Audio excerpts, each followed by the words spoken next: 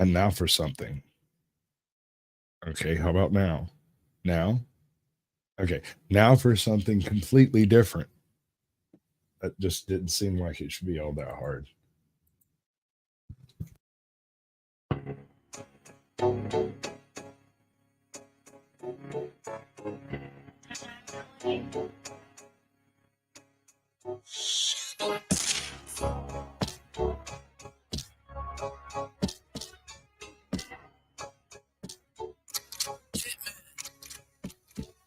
Support the current causes. I have empathy and manners. I got pronouns in my bio. Pray for countries in my banner. I can't wait to get my second shot. It's written in my planner. I don't use emojis. They appropriate those Stuart Tanner. Wait a minute, you didn't post a black square for Black Lives Matter. If you don't wear a mask, that makes you an anti-masker. If you don't get the vax, that makes you an anti-vaxxer. If you don't watch Funhouse, that makes you anti-Danny Tanner. Wait, you don't listen to Nelly? You're anti-country grammar. You're Home Depot-phobic. Why are you so anti-hammer? Maybe you're anti-ladder, anti-former, anti-ladder. Are you anti-Aaron Rodgers or just more like anti-Packer? You're a dude but won't wear makeup. Why are you so anti-glamour? You don't think Green Lives Matter? Why are you anti-Bruce Banner? You don't like the Rolling Stones? Wow, you're anti-McGregor. If you're offended by my rhymes, that makes you anti-rapper. Call me racist, call me bigot, call me homophobe. All because I know the difference in your chromosomes. We living in a clown world, got the only hope. When these politicians puppets like Pinocchio. I'm so anti-everything, I'm so anti-everything. Yeah, I'm so anti-everything, I'm so anti-everything.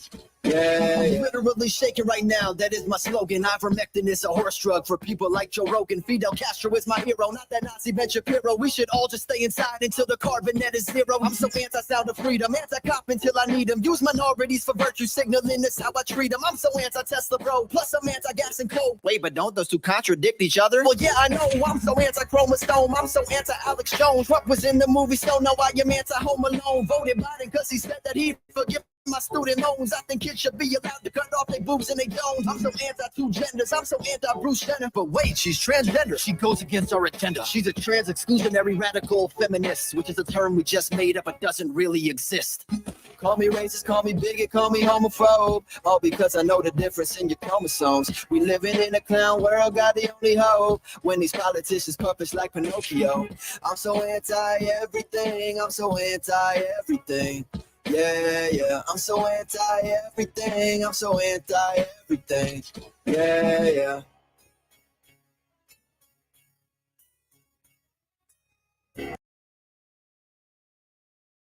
We're going a little bit old school tonight, folks. This is a brand new little arrangement I've got going on. I got at least one person backstage, but as you can see, because they don't have a custom layout on this, I kind of had to go super old school to make this work, and so I haven't figured out how to make any of this acceptable. Cool.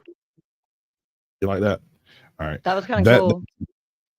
What's really cool is the fact that I figured out how to do this about 14 minutes ago. So, oh my God. The upside is about 6 months ago, I set up a vertical format to do this in for TikTok, and then I just don't like TikTok. It makes me feel dirty. It is weird. I feel like you got to show me your big ass nose if you want to get in here. Let me tell you. Right? Okay, that's good enough. Not you. So this is the danger. Show your boobs. I have nothing that is actually designed for the vertical format here. Everything I use was specifically laid out for horizontal, and I have repurposed a bunch of trash and BS to make this kind of work out the way it's working. Right? Which means if I have everybody up on cam, right, it's going to look really, really weird. That kind of looks weird, but it is. But at the same time, it lets people see who's here. Now, at some point in time in the future, the plan is they're either going to give me a custom layout thing that I can use, or I will figure out a way to put, like in this slot here, little icons for each of the people that come in. And if I all previous guest icons could be set up over there, and it would vaguely resemble a custom layout, although you wouldn't see like when say something, smoking auditor. I don't know. I was just thinking if you screencasted something up top of the actual show going on right now, that would look really cool and trippy. Well, at some point, I will be able to put something behind us, like how that's. Oh shit! I don't know, but it'd be cool when I get this working. It'd be a lot cooler. People in a position like you're in, where you're just doing like a verbal blogging type thing. You're gonna clean it up over there, man, because ain't nobody ready for that. Anyway, we're going to try to do a normal Chilling with Sasquatch kind of thing with a totally different visual layout because, well, I'm an amateur and we merely pretend to be professionals. But we have the smoking auditor back over here. Say hi. Hello, everyone. We have not Barbie Sasquatch. Some people know her as Barbie Sasquatch, Satan's little princess. M's Mad World. You'll find her in various places. Yeah. Speak. Hello. Very good. Excellent. Y'all are actually playing along. This is going to work fabulously. All right. So I have selected a couple of rather curious questions that we're going to explore tonight. And hopefully this all works out in a way that makes sense. And I'm utterly confused. I wonder what Rumble's doing right now, because I don't think it's even laid out for this type of BS. But we'll see.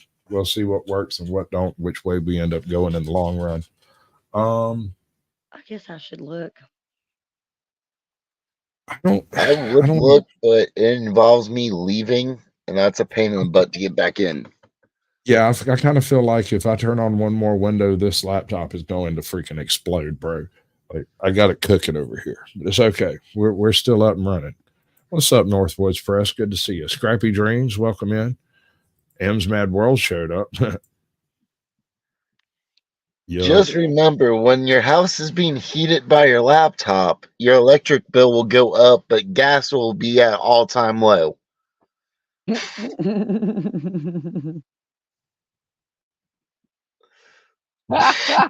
motherfuckers. Pink dick. Could you believe that dude thought that was going to be dick? All right. I know who you are. You're a fucking moron. They're just garbage. They're trash. Stupid. His roasting is shit. Do better, man. You can't call yourself king if you suck at everything, Steve. And unblock me, you little baby. Oh, anyway, I've got a couple of little tricks up my sleeve that I've been working on for a minute, and we also have this here video right here. It's the one at the top. You'll see it directly. I can't find the name of it because I'm a moron. What actually is the Cicada 3301 mystery from Roanoke Tales? All of the links for all of the videos will be in the description of the video on virtually every platform I can get my greasy little paws on. There. Now we can do the thing. Isn't that great? Is this about internet code thing? Yeah. The cicada thing? Yeah. Yeah, where it was like a giant game and then they had to travel and yeah. No one still knows what it's all about. But the question comes down to, was it a government psyop or was it something that some eccentric, moneyed individual did? Someone who was independently wealthy and just decided this would be funny. Because if so, that man is a freaking genius. Yeah. I mean, the interest, just how hard they made the puzzles amazed me by watching videos about this.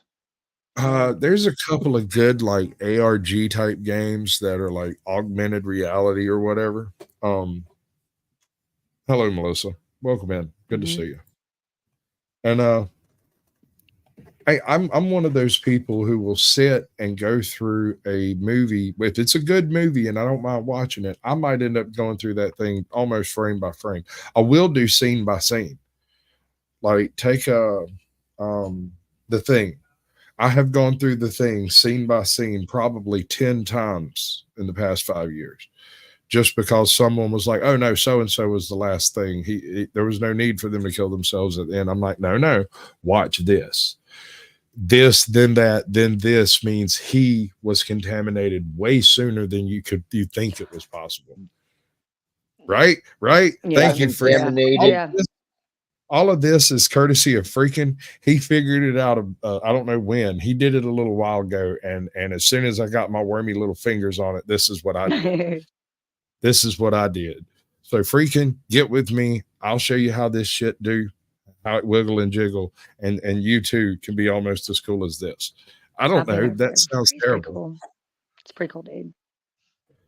14 minutes. Bigfoot. Huh? So here's the catch on all this, right? I can invite y'all in. Oh yeah, Isaac, Bud, good to see you. Check out what we got going on over here, right? Say hello to everyone. Howdy, fam. Good to see you. How's it going, I'm here. Isaac? Awesome beer. In the top right, we have M's Mad World. Bottom right, we have the Smoking Auditor. Directly below me is Isaac Spirit Man. I will try to get that link into the place here directly. All right, so I just figured out how to do this vertical thing, right? And I haven't really figured out how to make it work quite right, but I think I've kind of got it going my way, considering I've only spent about 14 minutes working on it. Like We'll go with 14 minutes. Something like that. I mean, well, we were backstage about an hour. Mid-sized Sasquatch. That's beautiful. Yeah. You're in the wrong one. Bryce, welcome in. Good to see you. Dennis, everybody. Yeah, and most of this is courtesy of freaking. I figured it out. Like he figured it out a little while ago, and I'm going to attempt what button to press.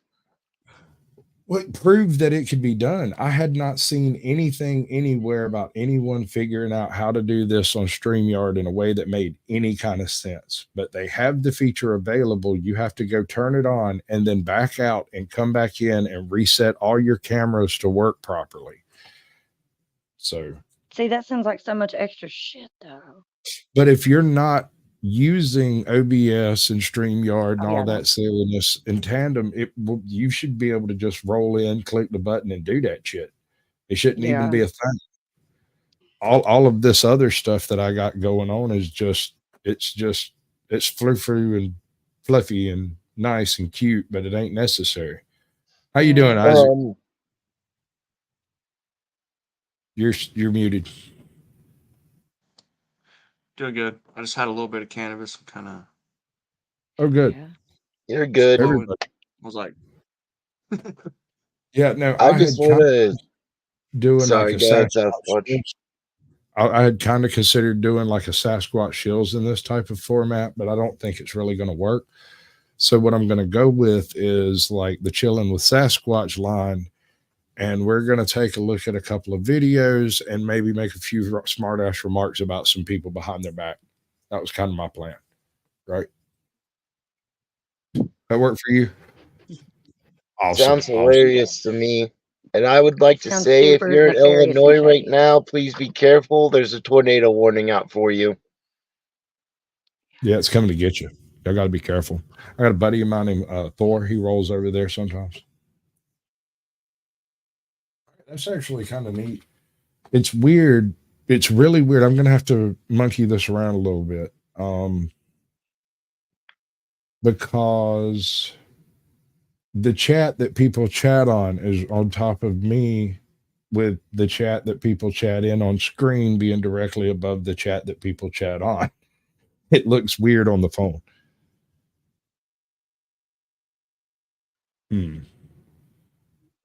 I don't know what to make of that. Of what? It just looks funny on the phone. I don't know. I feel like the chat's more included on the phone. Yeah. Well, back when I started the show to begin with, a large portion of it was chat. Chat used to take up almost the bottom half of the screen. right? It's taking 'Cause about this much of mine. You can see me. I know they can, but it's taking up about that much of mine right now. This right. is what it looks like on my phone. So Well, the I've got it chat up is on my just that little phone over part. here, and I'm looking at it. Do you?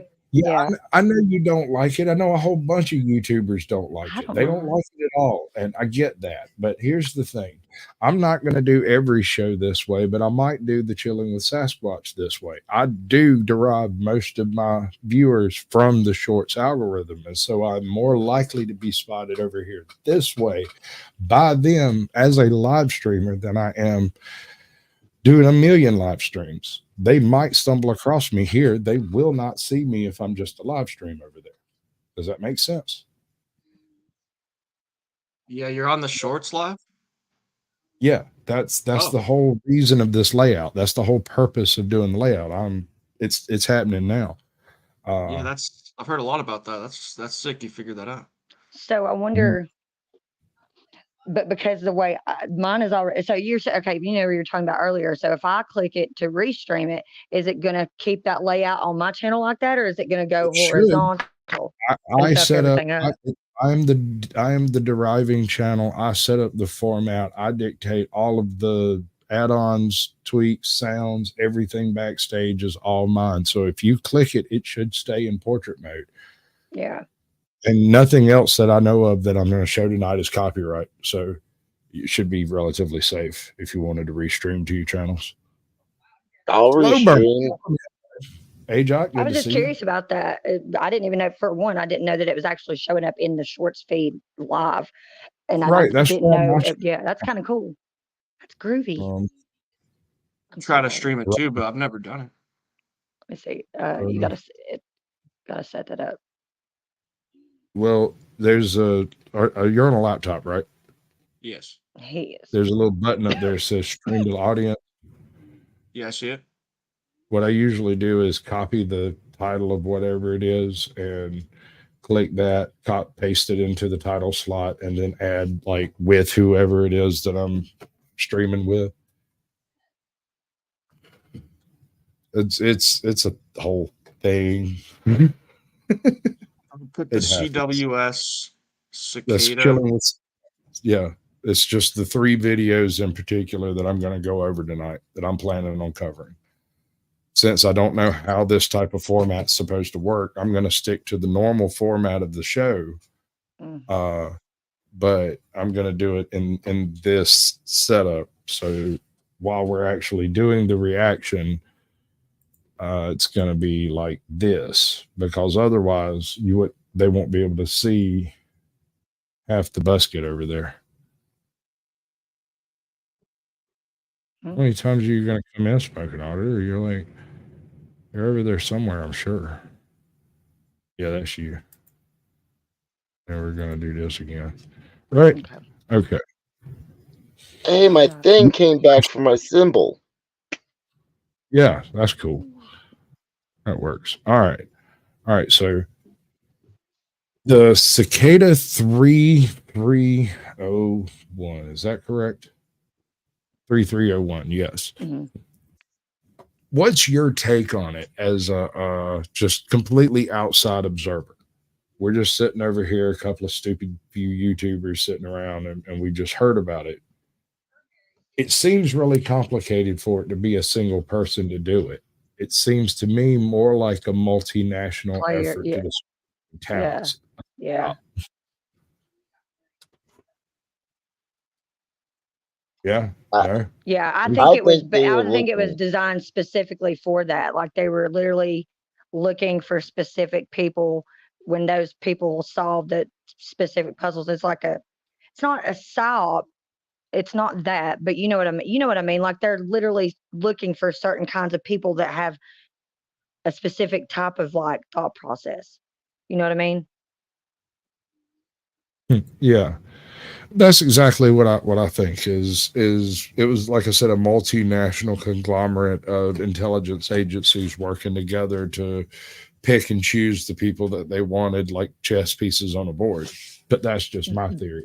Roanoke Tales has gone quite deep into this particular avenue of discussion, and I'm going to go at it about 30 seconds to a minute left and see how we go. All right. Any complaints? It's going to work. Hey, we have somebody else around. Cool. Gina Diamond has joined the chat. Okay, I see you got it figured out. Awesome. Yeah, that's from one of my homies. Yeah, that's cool. I'll even let me make sure everything's copacetic down here. Right. Okay. So that everybody can see the people for a moment before we get off into the weirdness that's fixing to happen, because this is something completely different. Mr. George Coggins, good to see you, bud. Welcome in.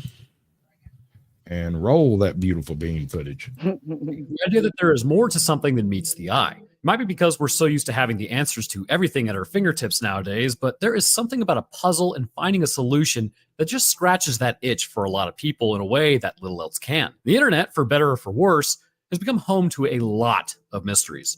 Not just by providing a place where we can all research and collate our information on mysteries from the real world, but as a place that generates strange situations all on their own. There have been plenty of examples over the years of websites, pages, and just stories that exist entirely online that have baffled and stayed with those that experienced them for years after the fact. And it could be argued that Cicada 3301 is one of... Y'all remember that image, right? Oh, yeah. That thing's been everywhere. Yeah.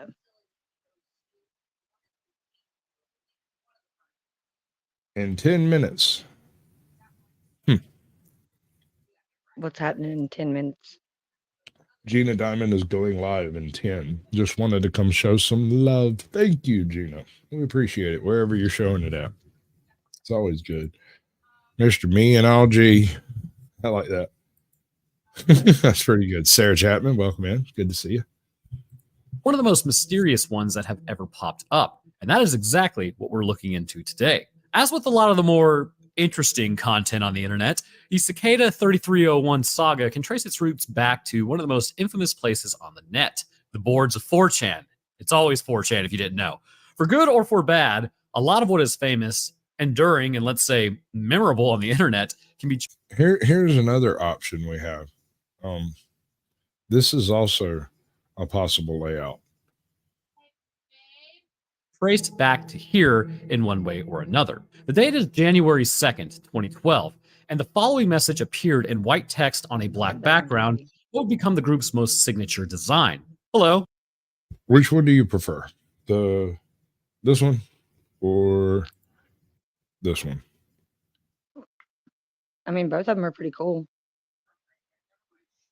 I think that looks I like cool. them I both. don't know how that looks on Rumble. Yeah. I'm gonna look in a minute.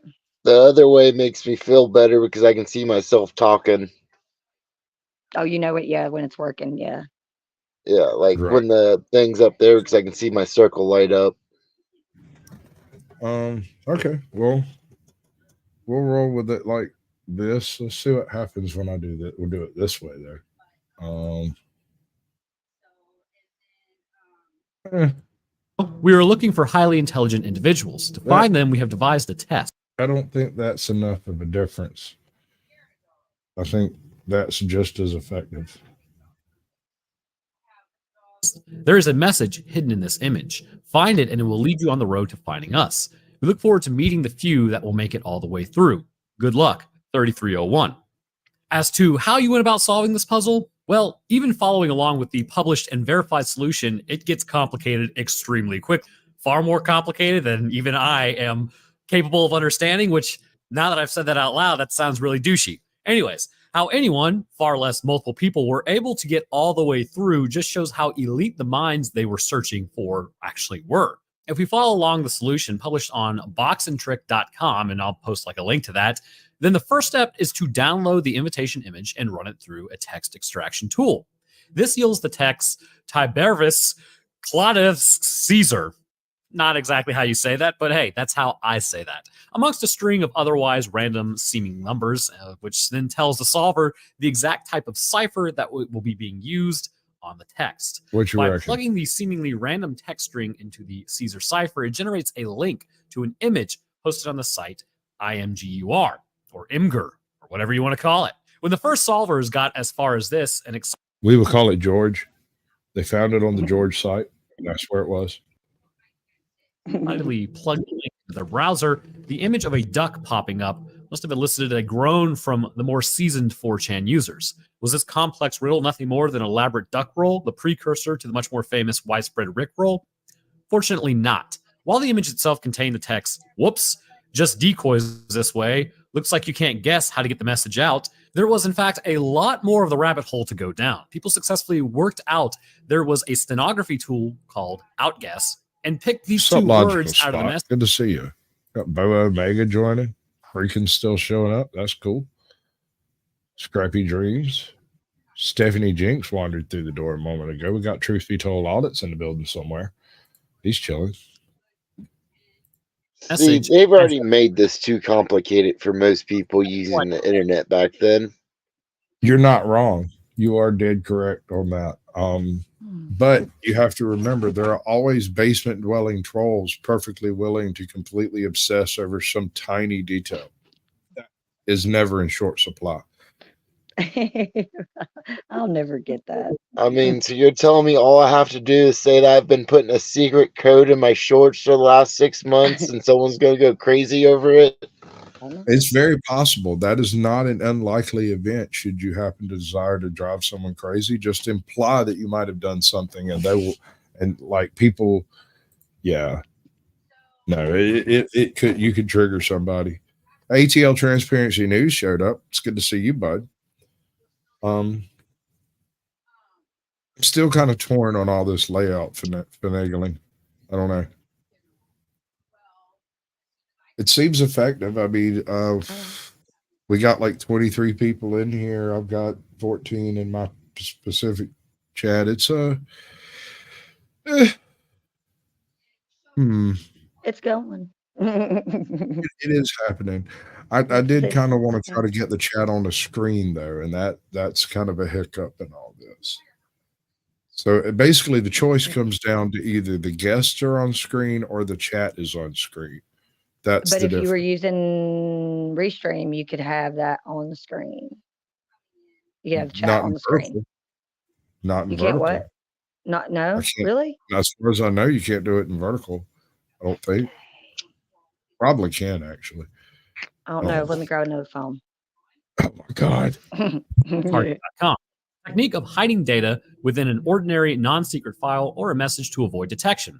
Essentially, it is the art of managing to obscure a secret message within a seemingly innocuous or innocent-looking file that is accessible to everyone, where only those with the knowledge and ability to look further will pick up that extra information. How exactly this tool works and the methodology it uses is beyond the scope of this video, but Boxandtrick.com assures us that this tool spits out a book code and a series of numerical references. For any who want the exact ins and outs of this solution beyond this point, please visit the article linked in the description because it only gets more complicated from here. But here's a brief overview that shows just how expansive this first version of the puzzle was. The codebook was found in a specially made subreddit alongside some images, and the first examples of this message were the people behind Cicada 3301, which they used their specific and unspoofable signature. This would serve to differentiate between the authentic posts and the messages that were from the group, or really just any trying to impersonate them. There were more images, text disguised by ciphers, solutions involving prime numbers, and Mayan numbers, as well as text from an obscure piece of literature book about King Arthur. Again, we are skipping. All right, that is getting pretty doggone deep. That's wild. When I heard this puzzle or whatever it was called Cipher, I was lost within the first 2 minutes. I watched this in high school. I was like, dude, I don't know how these people do that. It's an old one, but like I said, I believe it was an early psyop in search of native talent for like 3-letter organizations out there. Yep. That was my first thought. But the only problem is they're looking for someone that has knowledge in about 37 different fields who does not exist. That's not necessarily true. No, they're looking for people who have higher functioning thought patterns. You don't necessarily have to be smart to look at that picture and go, hey, that's although you might have to do some research, and excellent research tactics are also useful in government bureaucracies. Skipping over and trivializing what is in fact very complicated and detailed, solving basically the whole puzzle at this point. So just understand that just within the last few minutes of talking, this was collectively a bunch of human brains that would beat quantum computers in solving this. That's because human brains are way better than quantum computers, probably. Following these and many other steps, a phone number was found that played a short message with another riddle that pointed solvers to a website with a countdown.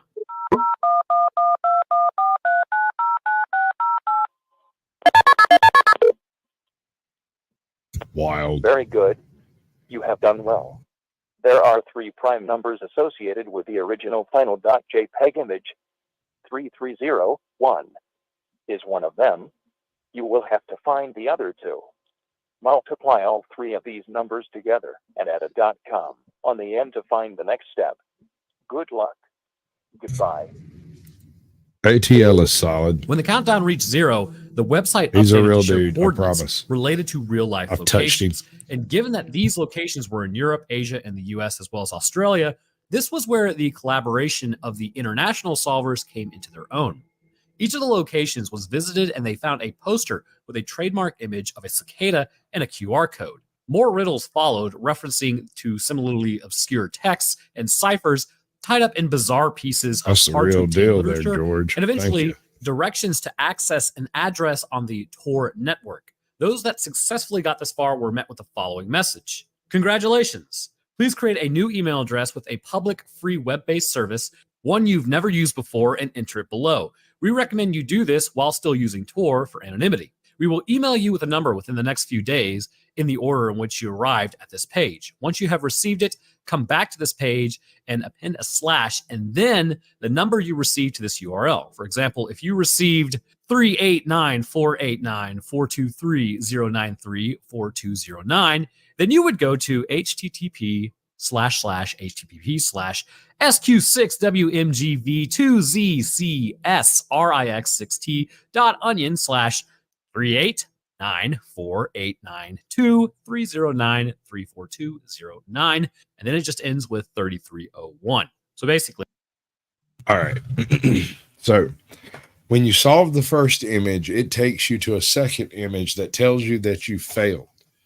But if you process the second image to source, it takes you to a set of geographic coordinates. If you go to the geographic coordinates, you get what is essentially a barcode entry to a new website that allows you to to access a new code through a phone number. You take the new code, transpose it into a website that allows you to access a different bit of information. Does this sound like the kind of shit one person would come up with? No. It takes a village. Takes a village to have an idiot too, but what I'm saying, I'm not an idiot. I'm that idiot. No, that's my job, Em. Oh, no, you're the nice guy. No, you're the nice guy. I'm definitely the idiot for sure. I mean, the fact they're making people try to learn what prime numbers are, or correction. Oh, man. My Multiply prime numbers.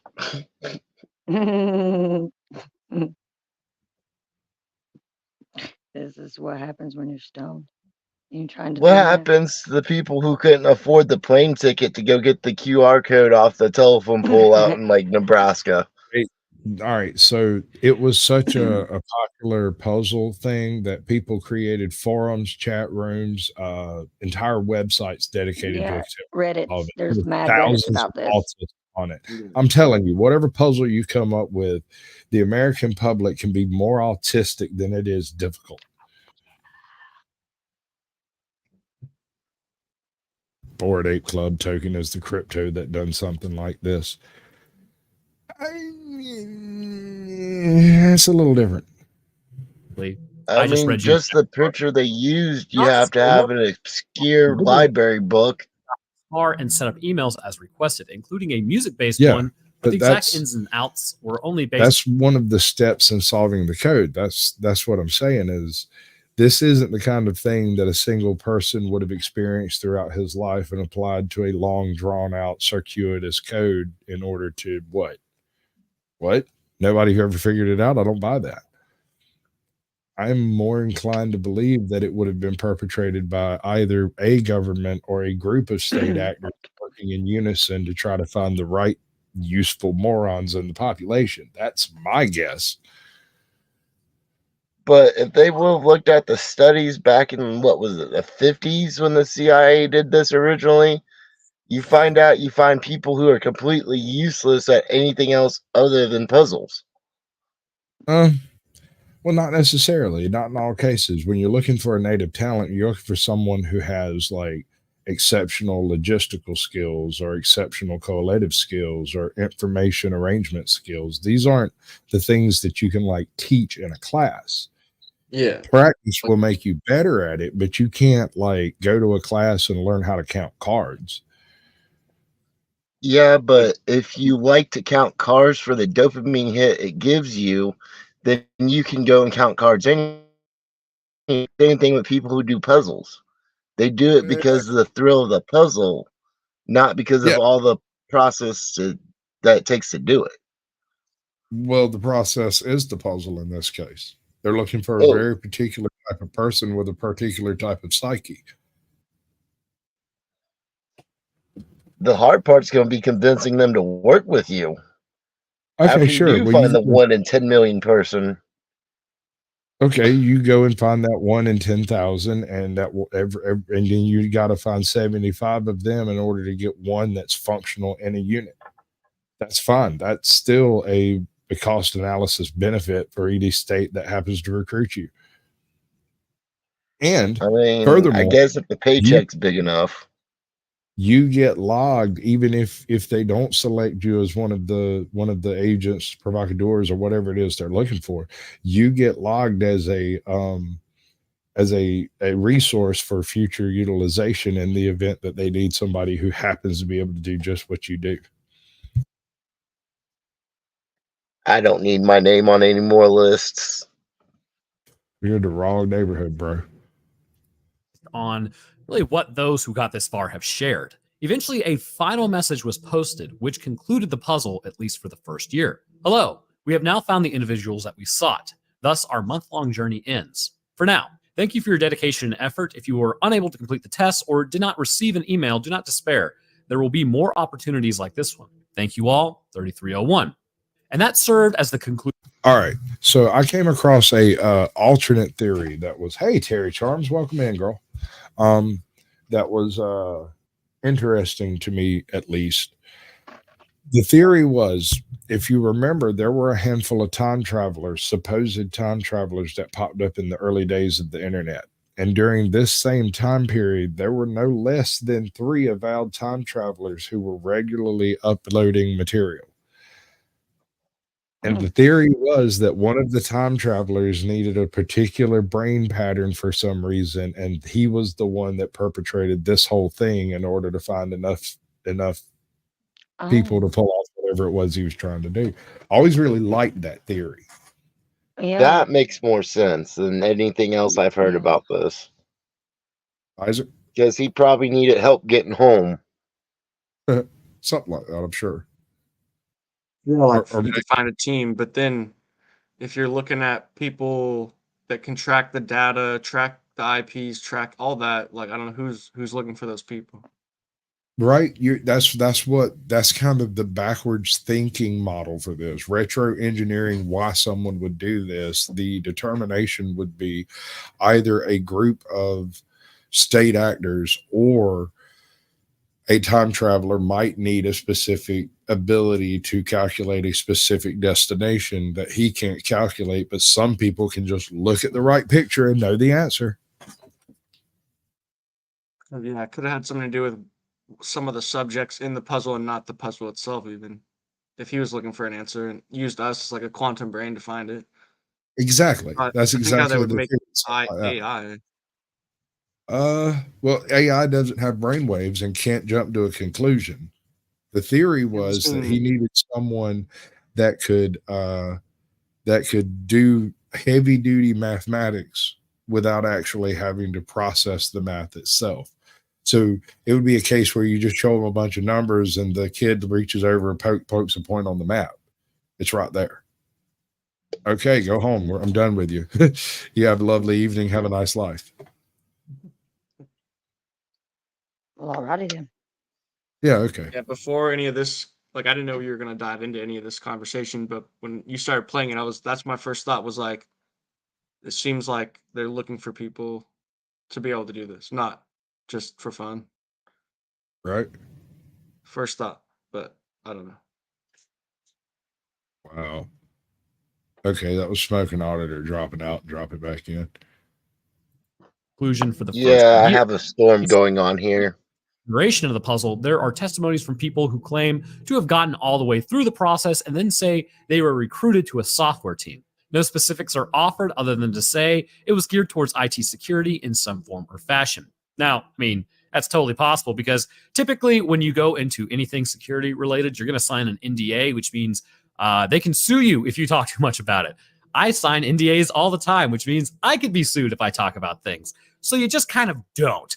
But the appeal and the hype that it generated, or at least in one small corner of the internet, had many more eyes ready and waiting to see if there would be a follow-up the next year. Then came the next installment. The next year, in 2013, a dedicated subreddit was created, which still exists today at reddit.com/r/cicada. Here, those curious about the puzzles could compare notes and theories on what it was all about. And almost an exact year after the first riddle appeared, Cicada returned with another similar image to start the whole process over again. On the 4th of January, a familiar-looking post appeared with phrasing somewhat similar to the first, again on the boards of 4chan, and once again with white writing on a black background. Hello again, our search for intelligent individuals now continues. The first clue is hidden within this image. Find it and it will lead you to the road to finding us. We look forward to meeting the few that will make it all the way through.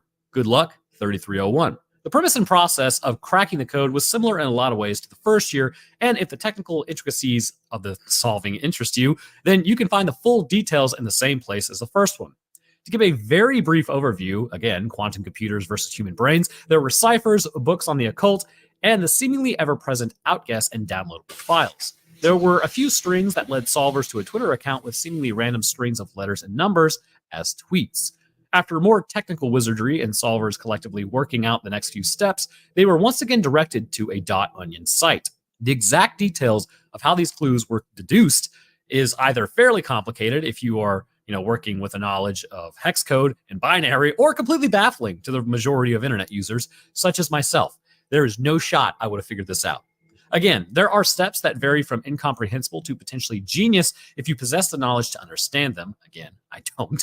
And I'd encourage you again to look up the intricate details of exactly what was done if you even have a passing interest, because who knows? Maybe you'll have a Jimmy Neutron brain blast and you'll be the guy that solves the very last one because nobody else has. Eventually. Still an active code out there, folks. What's up, Tiffany's Epiphany? Good to see you, girl. Yup. We're playing with new stuff tonight. My new hotness. What you think about that? I wonder how it's going to break up as like where we get like 10 or 12, 15 people in here and it starts stacking deep this way. I wonder how that's going to look. It's going to be wild.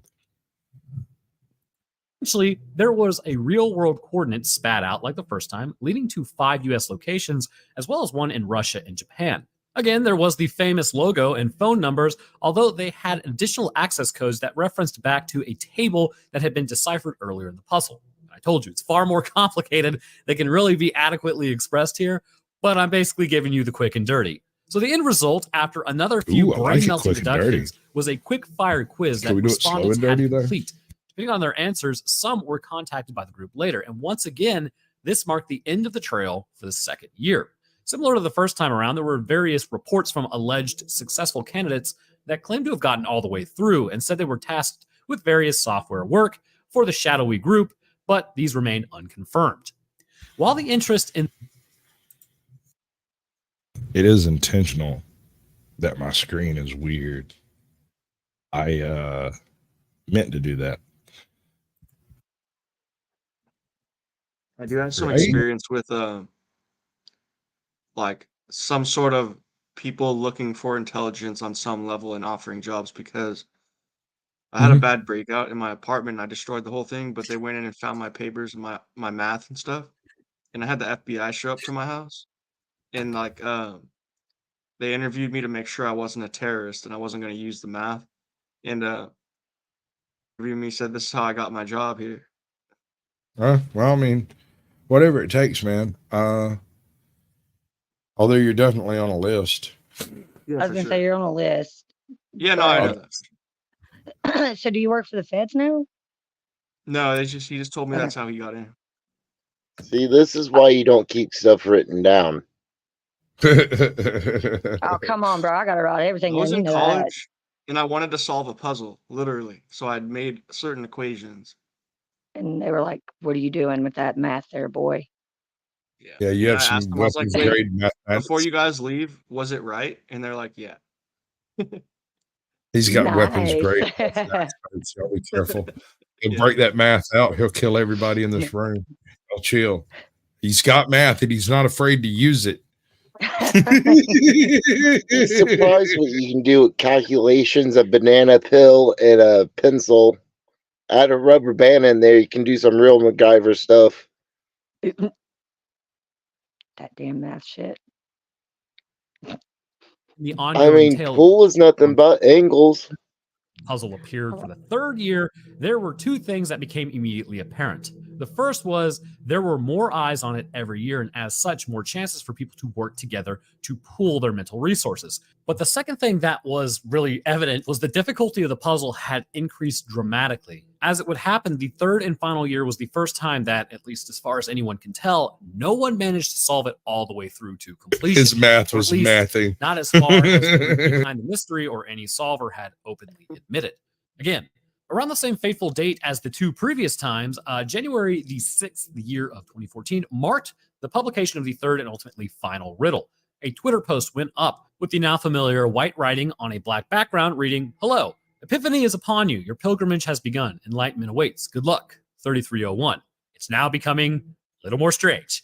An indication of just how difficult and complex the solution was becoming became clear when the group published a hint to the solvers, something that had never been done before to this point. Another full year passed, and the group published a second hint in January of 2016. Now, with 2 full years having passed without any successful solves. Kind of what this sounds like to me, and I'm just going to go ahead and spitball it, is there was something so obscure and kind of intrinsically personal to the creators of this puzzle that to them, it's kind of like a bias.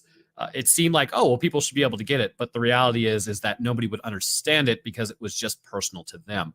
Perhaps they were relying on people that they had already hired, if they did hire anybody, and this isn't just an elaborate prank, just a prank, bro, to actually maybe leak information on how to like solve it, but nobody ended up doing it. So it could be that, but we'll get there in a second. So the usual rabbit hole started from the original image and involved numerical wizardry, text, and various codes, as well as ciphers of all the descriptions. Again, there was a .onion site as usual to visit, images to examine, and run through various programs, and all the while, the ever-present official signature of the group embedded at key points to let searchers know that they were still on the right tracks. However, somewhere amongst the hex editors, the plugins and data extraction would just come to a dead end. Even with the hints eventually released by the group after no progress could be made, it seemed as though the final iteration was eventually unsolvable. One of the great mysteries involves Liberis Primus, or First Book, which contains more than 70 pages. Solvers only managed to successfully decode about 20 of them, leaving the vast majority as yet uncracked and unsolved. So, with the puzzle at a seeming standstill, now might be a good time to ask, what exactly had it been all about? Obviously, with so many eyes on the mystery and the interest only growing as the puzzles became more known, there have been many different theories proposed as to what exactly Cicada 3301 was. The most straightforward and yet unlikely one is that it was nothing more than what it appeared on the surface, just a puzzle, albeit a very intricate and complex one designed to be difficult yet solvable. After all, even on the internet, there doesn't have to be some profound and in-depth meaning to like everything. For instance, there is no ulterior motive to the Times crossword or killer Sudoku. They are just to scratch an itch that is hardwired into the brains of a lot of us. Find the answer to this arbitrary question, and figuring out, beating others who are trying to do the same thing, and getting a sense of satisfaction after really is all done. I mean, that's the reward that you need. Many pointed out that during World War II, while the code breakers for the war efforts were recruited from intellectuals and math wizards through conventional means, there were also examples of very difficult crosswords and other similar mundane puzzles that agencies used to recruit those with the correct sort of mindset for what they were requiring. Some thought it was worldwide recruitment tool of some sort, maybe the work of letter agencies from various countries. You know, the glowies. The evidence against this is fairly compelling, though. There are issues with how it was set out and the attention that it brought in the public sphere. Any government agency would essentially be putting a lot of trust in random people on the internet to keep their lips sealed. The very nature of the sort of person that would possess the skill set and interest to solve this sort of puzzle meant that it was not exactly likely to, like, swear themselves to secrecy. Many who would take the time and effort to decipher these codes and follow the white rabbit as far as it went would tend to skew away from regulation, rules, and hoarding of knowledge. So maybe it was a test to determine the number of anarchists there are.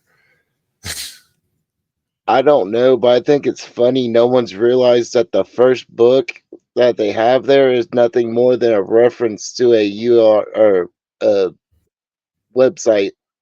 You just have to get each letter from each page, or should I say letter or number. Interesting. What? It's only 70 characters. I like it. On the internet. Most in that very distinct sphere and group are vehemently against secrecy, both on the internet and in real life, and most would advocate against the sort of groups that have been suggested as using it as a recruitment tool. There is always a chance that someone would betray their morals for the right sum of money, but when many work under aliases and anonymously on the internet, money may not be the final goal. Is any amount of money worth the clout and recognition that you would get from solving the allegedly unsolvable puzzle and then blowing the lid on the whole thing? Telling your compatriots and fellow puzzlers that it was actually all a CIA or MI5 recruitment plot, or maybe even FBI, or it's the Freeman. Okay, anyways. So specific people have been suggested as being behind it, and generally, it is the sort of people that would be for freedom of the internet. Julian Assange, Edward Snowden, Richard Doty. It should be noted that not only has no single person ever confirmed as being the architect behind the whole thing, as far as we know, no member of the group has ever officially been identified in any meaning way. So it's kind of like, well, who did it?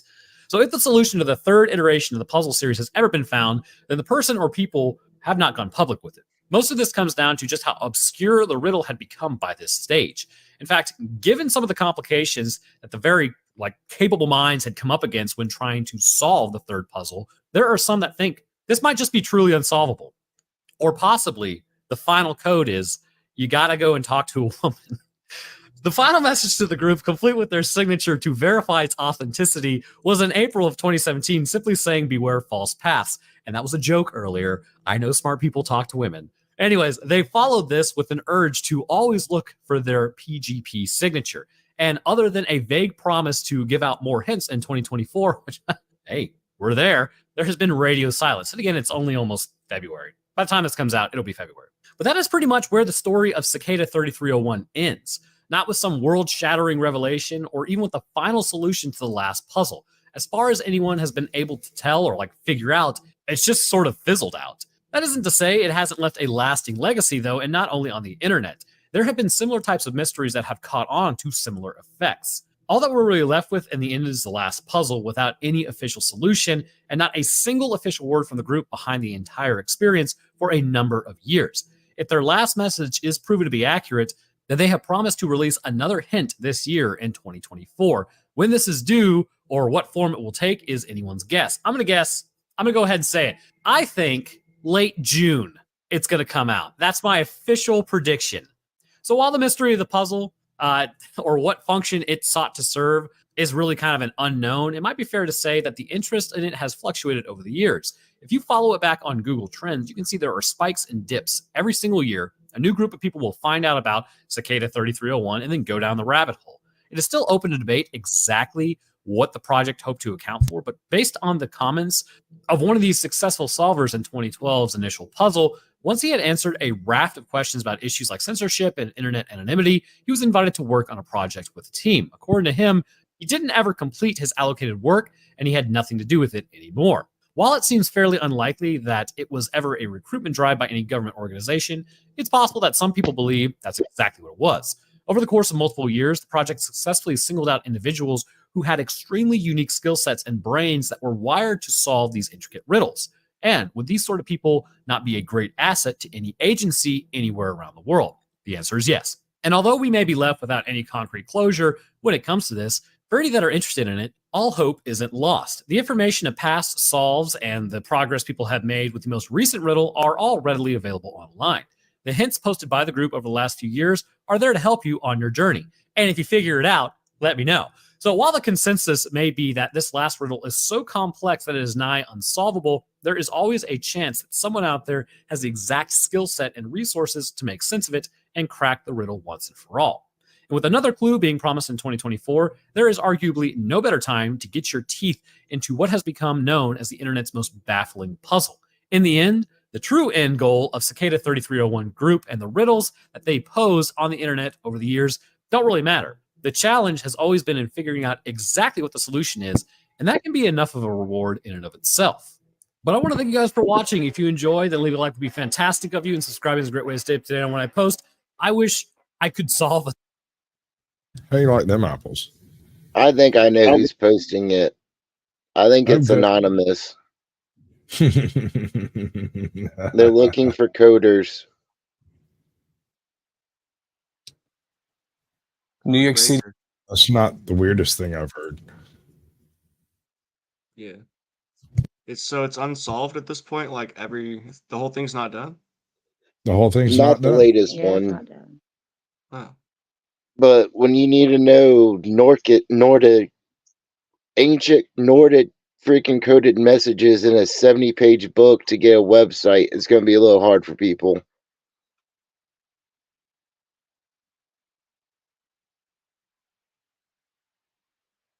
It sounds fun, but I wouldn't know where to even start. Right? How do we even crank that part up? All right, so the next one is a dancer is fed to the homeless. The Monica Berley story. Beerle. All right, so this is from Evil Intentions channel, and they do some pretty creepy shit over there. I'm not gonna lie, it's not the most savory of content. Nothing. Yes. No. I don't think I've. I'd have to look and see, because there's like a 50-50 chance that I've subscribed to so many channels. I need to. I would drop the link into chat, but because I'm streaming across so many channels, I'm not a mod in most of the channels, so it wouldn't come up in the chat anyway. It should come up in mine. And M, so I'll do that. Let's do that. Yeah, it should come up over there. Let's see if it works. Actually, one of y'all repost it on I'm mine. pretty sure can. Yeah, it can post on mine. All right, come through on mine. Yes. Okay, and there we go. It probably won't go through on yeah, right. That's how you there you go. All right, everybody now has the link to this current videos channel. New York City's Lower East Side in the 1980s was a whole different world altogether. Known as one of New York City's oldest neighborhoods, the area would undergo massive changes over the last 40 years. But exactly how different was the Lower East Side from the one that you know today? The Lower East Side is comprised of some of the following areas: Chinatown, the Bowery, Alphabet City, Little Italy, and Two Bridges. While the Lower East Side, also known as the LES, is known for its Jewish history in the early 1900s, it wasn't until the 1960s that the Lower East Side would begin to develop into the Lower East Side that many speak so fondly of today. A place rich with culture and a mix of different people from different parts of the world.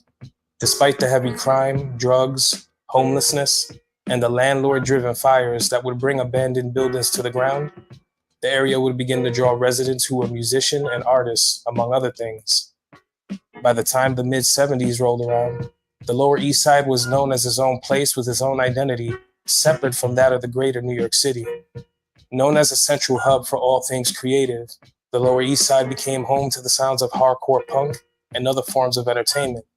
But the hardcore scene would come with a message, and they delivered it loudly.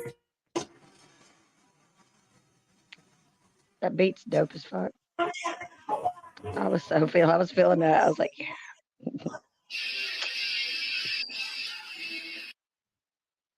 That's not the most annoying thing I've heard today, but it's pretty close. The Lower East He Side, about to jump. witness acts like Mags, Bad Brains, Black Flag, and many others. All while the scene would change the landscape of heavy, aggressive music forever. Venues like CBGB and the Peppermint Lounge were filled with avid listeners who all came from similar tribes. Aside from the hardcore scene, you had individuals who just wanted to fit in with people they could connect with and who might be in the same boat as they were. Maybe just trying to get by or maybe chasing a dream. The area already built up a reputation for some of the reasons already mentioned. And on August 6th of 1988, the Tompkins Square Park riots would further strengthen the idea that the Lower East Side wasn't just any other neighborhood and not for the faint of heart. Violence erupted between civilians and officers. Some officers covered their shields to avoid being identified. Many were hurt, and some of those attacked by the cops had nothing to do with the riot. They were just walking through the area or sitting on the front stoops of their apartment buildings. All this was, of course, before the Lower East Side would become notoriously gentrified. The area was slowly but surely being cemented into history, but not everyone who came out here to chase a dream was so lucky. Some were caught in the web of New York City's dark underbelly with no way to escape it. Today, on Evil Intentions, the story of Monica Beerle.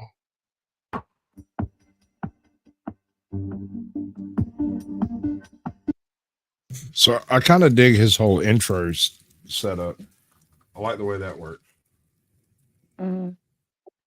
You got a pretty It's thumping definitely beat. catchy. Mm-hmm. Yeah. His dry delivery works, but I mean, I kind of feel like he's trying a little too hard to be creepy or official, maybe. Mm-hmm. I don't know. I've never heard this story though. City of St. Gallen, a city with a population of only about 70 to 80,000 people when she was being raised in the 60s. This particular city, well known for having the most beautiful medieval castles in the world, known for its ski resorts, the Abbey Library of St. Gall, which houses the oldest collection of literature in Switzerland, and the Natural History Museum of St. Gallen, just to name a few. Monica had plans of coming to the big city and chasing her dreams of being a dancer. She received a certificate for teaching and choreography from the Juice Leader School of Dance at Darrington Hall in Devon. She was described as an energetic spirit who always wanted to push her life and her art to the limits. And in 1985, after receiving a scholarship from the Swiss government, Beerle would make her way to New York City. While in New York City, Monica would put her scholarship to good use and attended the Martha Graham School of Contemporary Dance. She attended 2 to 3 classes a day.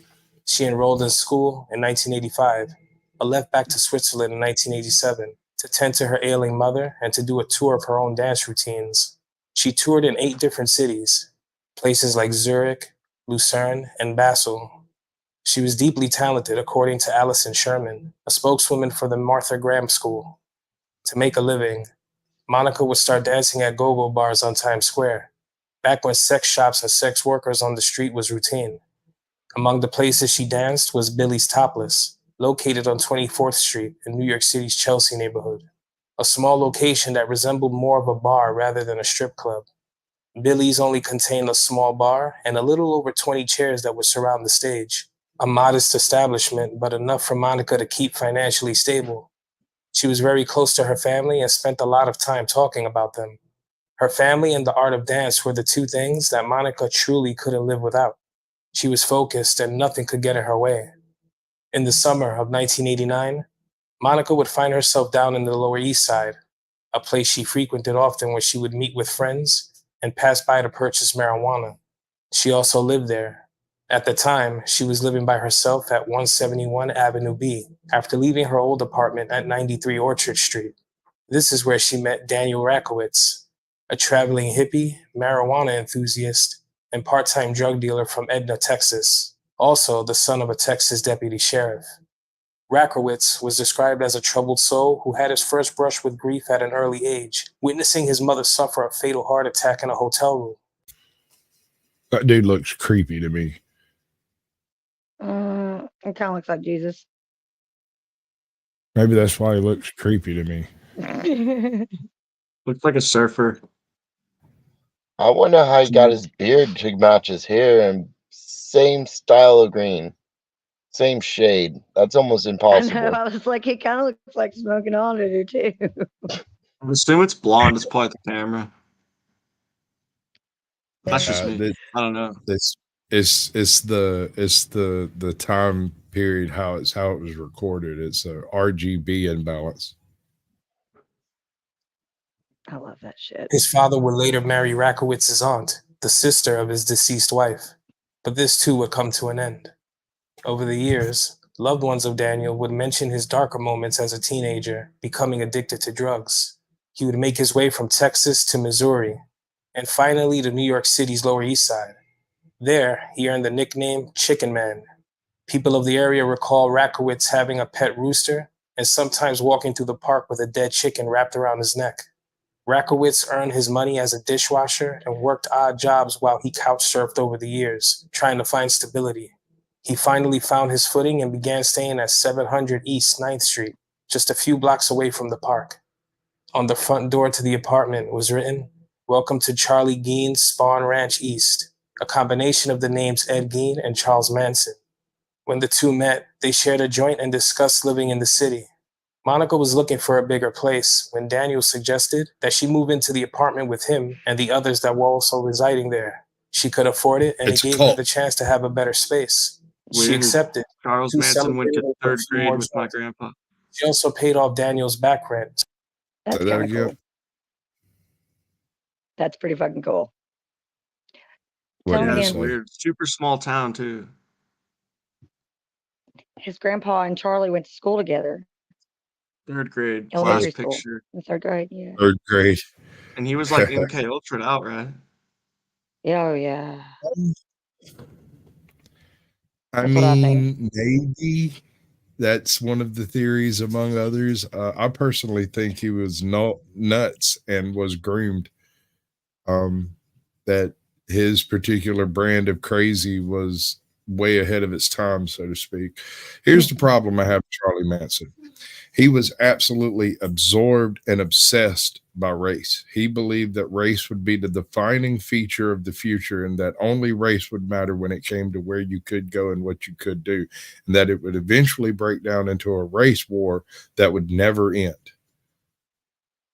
Isn't that wokeism? It does sound an awful lot like it, don't it? Just saying. I don't know. Jury's still out on that one. I want to know who would want a pet rooster. I'd understand a pet chicken. You can get It was eggs from it, dead. but a pet rooster. No. The dead ones were dinner that night. I'm Yeah, I'm talking sure about the you live can get- ones he was walking. Yeah, one of those pictures had him with a rooster asleep in his palm. Are you sure it There's was supposed to be asleep? some trick for that. There is. It's called it's chicken hypnotism, but it's just is you trick them into thinking it's nighttime. It's nuts. But anyway, can we all agree that this dude's nuts? Yeah, for sure. Start raving batshit crazy, like smearing the poop on the walls, boobies. Yeah, he's giving that dude the crazy eye the whole time. He was staring at him. Yep. Okay, we all agree on that. Cool. What I want to know is how many people were living in this apartment and why they thought it was a good idea to let him move in. That's a great question. I'm just curious at this point. That is an excellent question. I am also curious. So that he was all caught up and he wouldn't get thrown out. Daniel had fears of becoming homeless again and dreaded the idea. When he had chances to earn income, he would visit a slaughterhouse and buy chickens, sometimes 20 at a time, slaughter them and cook them up in a soup. Then he would take that soup or whatever he cooked and pass it out to the homeless men, women, and children at Tompkins Square Park. If he couldn't earn the money, he would go to a nearby supermarket and ask for change and use that to buy ingredients for food. He knew what it was like to be homeless, and although it wasn't a place to rest their head, the inhabitants of Tent City would appreciate his kind gestures. Tent City was what they named Tompkins Square Park. The first week of August 1989, Monica's belongings showed up to the apartment and the move was underway. According to a friend who also lived at the residence, a woman by the name of Sylvia, Daniel prepared for Monica's arrival in a way she hadn't seen before. He had cleaned up the home in tip-top shape so that her arrival was as comfortable as possible. And on one occasion, Sylvia came home and found herself knocking to get in when Daniel took a while to answer. When he did, he was adjusting his zipper and pants and said that he was busy. He would go on to introduce Sylvia to Monica and explain that she would be moving in and taking over the lease. The next day, Sylvia and Monica had a conversation, and Sylvia decided to ask Monica about her and Daniel's relationship, since everything was moving so fast, and Daniel was never known to have women in the home. I asked her the next day because I thought Daniel was playing a joke. I said, "Daniel told me he went with you." Monica's reply, "He did." A short, serious response. The two had a brief sexual relationship that lasted just a few weeks. During that time, Sylvia would tell Daniel that Monica's affection for him was only as real as her desire to grab the apartment from under him. All right, I just figured out what I don't like about this. There should be something going on right here. In the middle, You see how I got the smoke going? I should be able to go in the editor and create a doohickey there to put all of my, Rumble, TikTok, all the links and stuff right in here using a little moving mobile banner. The only real concern is when you do it this way, I'd have to do a different one that would wrap it around the edge. Yeah. And so it would be like when we're in this format, I would have something, a different background going. Yeah. But it would also somewhat move around, and I don't know. I can make it do stuff. That's what I'm saying. But I mean, it looks good. It's just, I see what you mean though with the ticker banner thing when in we're like that this, gap, that space. There's definitely a wasted bit of real estate, I suppose. I don't know. A little bit. Maybe I'm overthinking it. Has anyone else's StreamYard stopped telling them that chat is like talking? Is chat talking? Hey, I don't know. I don't know if it is or not, but mine, it's not. It doesn't have a red notification thing that anything's going on there. Yeah. Like I know people are talking in chat. It's just no longer working in my StreamYard. Yeah, it's not working on mine. I mean, it's not showing up on mine, but I'm sure if I click it, those chats will show up. But like, it's not telling me about it. Sasquatch's page real quick. Well, I just did a test, and the chat is technically working, just nobody chatting. Or I don't know, maybe we got kicked a while back and it just haven't registered on anybody. Huh? We're still hot and live and going. All right. I guess they're just paying attention to this show. That's neat. That doesn't generally happen. Cool. Okay. Sorry I interrupted. Now that the rental was under her name, Daniel, in denial that he was being used, responded defensively. "No, but she cares about me, and she wants to live with me, and she wants to be my roommate." Sylvia's response, "Daniel, she wants the apartment, and she's going to take the apartment right from underneath you. She's going to have the lease in her name, and once it's in her name, she's going to throw you out. And I ain't going to be here anymore, and there's nothing I can say when the lease is changed over. So if she throws you out, you're out, and you're homeless again." Daniel responded that he married him to take his stuff. While Daniel was falling asleep. Well, if he's volunteering to put the lease in her name, once she has it, there's not a whole lot that can be done about it. I mean, it still takes, depending on what state you're in, and stop putting me up top. I like being hidden in the bottom or to the left, or yeah. Fine then, I'll stick her over there. I just wanted somebody on both ends. Man, my autism got to me. I love. You don't like being Monica on the end? didn't feel the same to Daniel. She broke off the sexual part of their relationship almost immediately and began inviting other men to the apartment. On one occasion, she invited a Jamaican man to spend the night with her. Daniel would later tell Sylvia she had a black man in there. She would go on to say that he looked hurt and seemed to be very upset at this. This was because Daniel had a deep and sometimes well-hidden distaste for anyone who wasn't white, and also wasn't fond of the gay community. So while he may be pictured with people from all walks of life, he didn't exactly see them as equals. His hatred ran deep. Rakowitz would often begin ranting and talking about how he was God. He even started what was believed to be his own religion/cult, which he coined the Church of 966. He would talk about animal sacrifice, and it was believed that sometime before, Rakowitz had even decapitated a dog that he owned. He would talk about being placed in psychiatric wards at a young age and being forced to take Ritalin from the ages 9 to 11. According to him, he was bullied by other kids, being beaten and spat on. If he defended himself, he would get beat worse by his father. As the days went on and Rakowitz, who Monica barely knew, became more and more strange, her friends urged her to get him out of the home, since he was always saying something that they just couldn't understand. His constant rants about the government and being God didn't sit well with others, and having Church of 966 written on the walls in chicken's blood definitely didn't help. Daniel pleaded and begged in every single way that he could to get back into Monica's good graces. He tried changing her mind, but her mind was already made up. Daniel needed to go. He began to understand the severity of his living situation, and his worst fears began to creep back into his head. He would be homeless again, and all his good deeds would be forgotten. His nights of watching television hours on end, a habit he'd picked up since finally settling in a home, were close to coming to an end. I'm gonna kill her. No, I love her. I'm not gonna kill her. Those are the alarming words that exited Daniel's mouth when it became clear that he would find himself on the street again. The others who lived in the apartment at the time didn't take Daniel's plan serious. He said so much in the past that this just seemed like another crazy thing he said. On August 12th of 1989, Sylvia would flat out tell Monica what Daniel had been saying. When learning about Daniel's violent plan for her, she would laugh, walk up to Daniel in front of Sylvia, and simply say, "I'll kill you first." About a week later, Rakowitz had been walking Sylvia to a nearby PATH train and explained that he couldn't take Monica anymore. He was going to kill her the next day, and he wanted Sylvia to come back and help him dispose of the body. Sylvia, of course, wanted no parts of this and told him that he was crazy for even thinking that she would assist.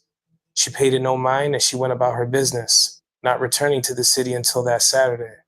When she returned, she stared up at the window of Monica's apartment and saw that the lights were out. This was unusual since there was normally someone home. She could feel that something was terribly wrong. Despite her gut feelings, she pushed them aside and went upstairs anyway. As she walked up to the stairs, she could hear that Daniel's TV was powered on with the volume at full blast. She opened the door and could see Daniel's TV on the kitchen counter, the area dimly lit by the television. She checked her old room to make sure that her old belongings were in good shape, but noticed that Monica's door was closed. She knocked, but there was no answer. When she returned to the kitchen, this time entering, not just seeing it from a distance, she noticed a big pot on the stove, and inside the pot was the head of Monica Beerle. The head was burnt and the eyes were shut. Shocked by the finding, Sylvia made her way to the bathroom. She stood right outside of it and looked in. What she saw turned her stomach and the reality finally set in. Rakowitz had really done it. She saw Welcome in, Monica's country boy. ribcage Good to lying see in the you, bud. bathtub, with all the skin and flesh torn from the bone. Surrounding the upper torso were Monica's guts submerged in her own blood. Sylvia immediately left the apartment and ran to a nearby phone booth on Avenue A, and she called Daniel's beeper. When he returned the call, she would ask, "Daniel, you did it?" His response, "You saw it, Sylvia? I'm sorry you had to see it, but I had to do it." The two met at Tompkins Square Park, where he continued to apologize for what she had seen and further explain what had happened. Daniel went on to explain that he wasn't alone when he committed the murder. He was with a friend from a satanic church in the Brooklyn section of New York. Monica had told Rakowitz that he had to leave the apartment by the next day. If he refused to leave, her friend with a pit bull would be arriving to help her force him out. She went back to her room and Daniel's friend would ask, "What? You haven't killed her yet?" Monica came back out and began to yell at his friend, since she wasn't fond of Daniel or the company he kept. As she walked away, turning her back to walk toward her bedroom, Daniel grabbed an extension cord and wrapped it around Monica's neck, violently pulling her toward him, and then grabbing her by the throat with his bare hands. He began to strangle the 26-year-old dancer until her body no longer moved. Monica tried her best to fight Daniel off, scratching him up and down his arms. After choking Monica to death, he stomped on her head about 10 times and then stabbed her more than 30 times. He would go on to cut off her head, cut off her arms and legs, and left her remains in the blood-soaked tub while he figured out what to do next. Rakowitz then used a solid steel pole to break her bones, followed by a 13-inch carving knife to cut up her body into small pieces. He then began flushing her remains down the toilet and saved some in the fridge. He would then consume parts of her body over the next 10 days. After that, Monica's remains began to badly decompose in the late summer heat. This prompted Daniel to begin removing the rest of the skin and flesh from the body. He then began bleaching her bones and skull to rid it of any lingering smells. As if those details aren't horrific enough, rumors began to circulate that Daniel had boiled Monica's head and flesh, made her remains into a soup that he would then pass out to the homeless people in Tompkins Square Park. He had done this many times before, only this time, anyone in Tompkins Square Park who had accepted Daniel's kind gesture could now consider themselves cannibals. He told Sylvia, who at this time hadn't said anything out of pure fear, that he would be cleaning up the scene so that she could return to the home one day for a visit. She dropped by and Monica's skull was still in the apartment, this time resembling that of an anatomical skull used in classrooms. Whenever he would recall Monica and get angry, he would spit on Monica's skull and say, "Well, hey, bitch, at least you always have a home. She looks more beautiful now than she ever did." After cleaning the apartment for hours and leaving it free of any evidence, Rakowitz then took a bucket containing Monica's skull, bones, and kitty litter to absorb any lingering smell. The bucket was then transported to the baggage check facility at the Port Authority bus terminal. He placed it in a storage locker where nobody could find it. It would be a month before authorities began to pursue any leads in Monica's disappearance. This was due to her not appearing for classes and not returning any calls from back home. This was very unusual for Monica. On top of this, Daniel had begun to talk about Monica's brutal murder and dismemberment to anybody who would listen. Information quickly spread, and it became apparent that this was no longer some Lower East Side urban legend. Even the claims that were believed to be exaggerated, like the claims of Monica's remains being turned into a soup and given to the homeless for dinner, were confirmed.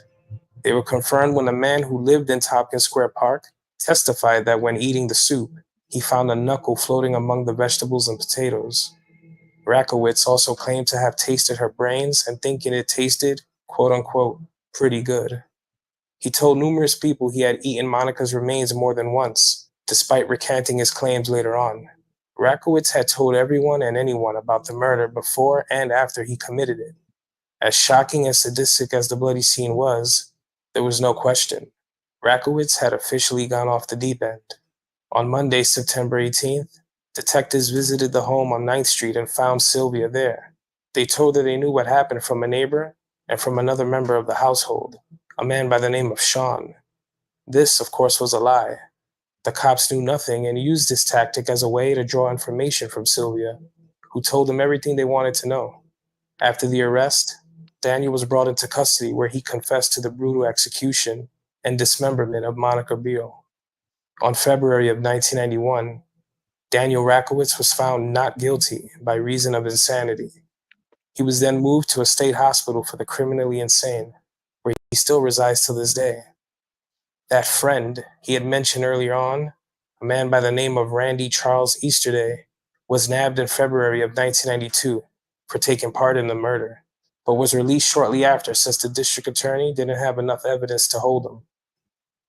Rest in peace, Monica Beerle. You know what gets me? If he wouldn't have put that bucket in a train station locker and just thrown it in a dumpster, they would have never known. The roommates weren't saying anything. Sorry about that. Setting up the next video.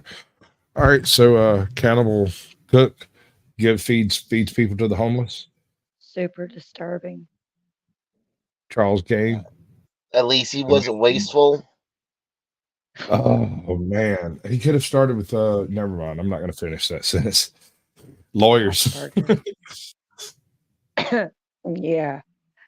He could have started with prosecutors and worked his way down from there. That way you're getting the lowest. I bet they taste like crap. Happy meat's delicious meat. I don't know. Delicious long pork. I couldn't tell you. I mean, you've heard of Wagyu, right?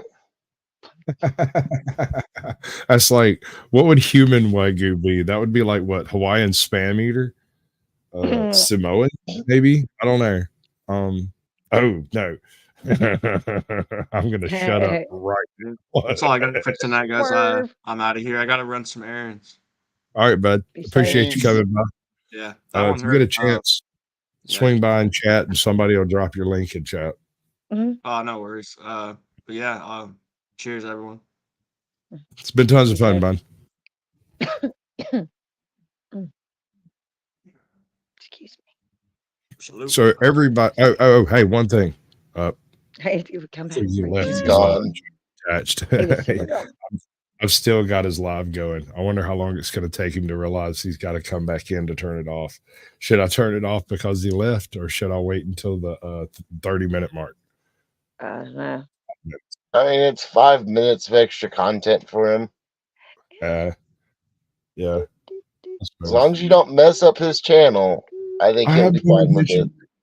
So this is a really cool channel I found recently. 3,011 subscribers. Their name is Pantheon Mythology. I noticed them about 2 months ago, and had meant to get in contact with them when they had like 900 subscribers. But that was right around the same time I got my first strike. So I kind of pouted a whole bunch for a little while with my lip poked out and didn't do the thing because I didn't feel up to it. So now he's got 3,000 subscribers, and I figure it's about time to shout him out since he's doing such excellent work. He's got a ton of back videos too. Really good.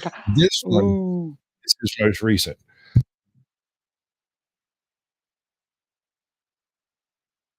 And his name is Pantheon what?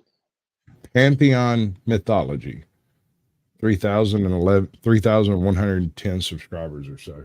Not 100% exactly on that one. A Native American monstrosity, the Wendigo, would hunt its prey in the forests, capturing them and devouring their flesh. The embodiment of gluttony and greed, it is never satisfied after killing and consuming one person, and thus always on the hunt for new victims. Cursed to wander the lands of eternity with only one thought on its mind: fulfill its uncontrollable appetite for human flesh, or else face death to starvation. This is Pantheon Mythology, and this is the Wendigo.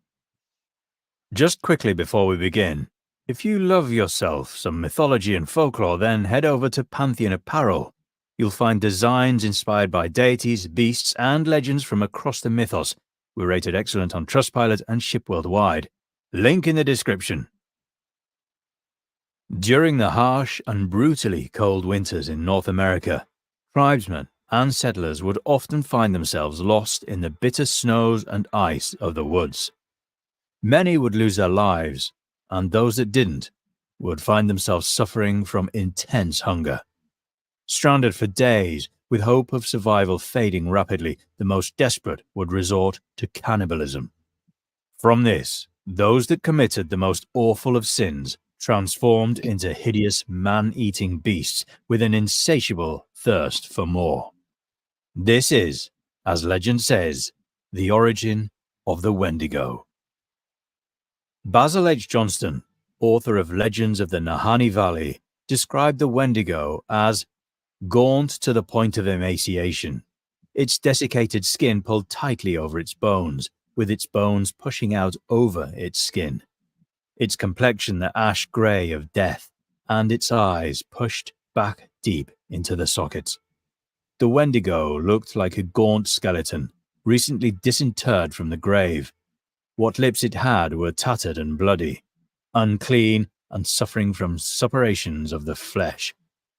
The Wendigo gave off a strange and eerie odor of decay and decomposition, of death and corruption. It's fair to say, personal hygiene nor appearance was a priority. Sounds like we're talking about someone on the corner of big cities of almost any big city you can think of. That's not a. That's bad of me. Sorry. That was pretty evil. I'm glad to have you coming over to the dark side. All right, so this is the point at which I'm going to end it for Mr. Isaac over here. So I appreciate everybody coming by, swinging through, having a good chit chat. This is not the end of the show, merely the end of his show, I suppose. And y'all have a lovely, lovely evening. No, that's M's Mad World. Which one is this? Oh, I think he did end it. Cool. That's Smoking Auditor. That's M's Mad World. Smoking Auditor. That's me. That's me. That's me. That's me. Okay, cool. Cool. Excellent. Magnificent. Gravy train. How about some of this? No, that doesn't seem to make a difference. This, I like that just that disappears. Yeah. It's pretty pimping. I don't understand. It's really cool. It looks like splatter paint, but then it's not. You know what I mean? Right. It is weird. It looks like somebody like blew it while they were putting it down. I don't know. It's weird. A watercolor or something. It's wild. Considered a near-perfect hunter, the Wendigo is said to be a specialist in stealth, able to move at incredible speeds despite the harsh winter conditions. It was also thought to be able to control the weather through dark magic, hiding the sun, leading those in the woods to get lost in the darkness. Most notably of all, however, was the Wendigo's ability to mimic the voices of other humans, an incredible skill to have when seeking out its next victim. So you're creeping through the deep, dark woods in the middle of winter on the verge of starvation when you hear Alex Jones in the distance going, "Why don't you come over here just a little bit further? I've got something really good for you." I don't see that I doubt that's good. Just come over and lay down by this log. You'll freeze up real good. We'll eat you in the morning.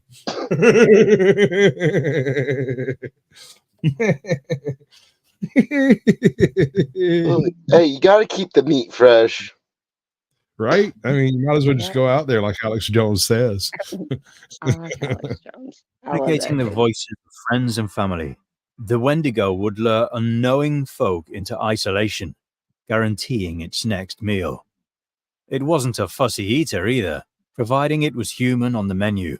Men, women, and, unfortunately, children were all considered fair game.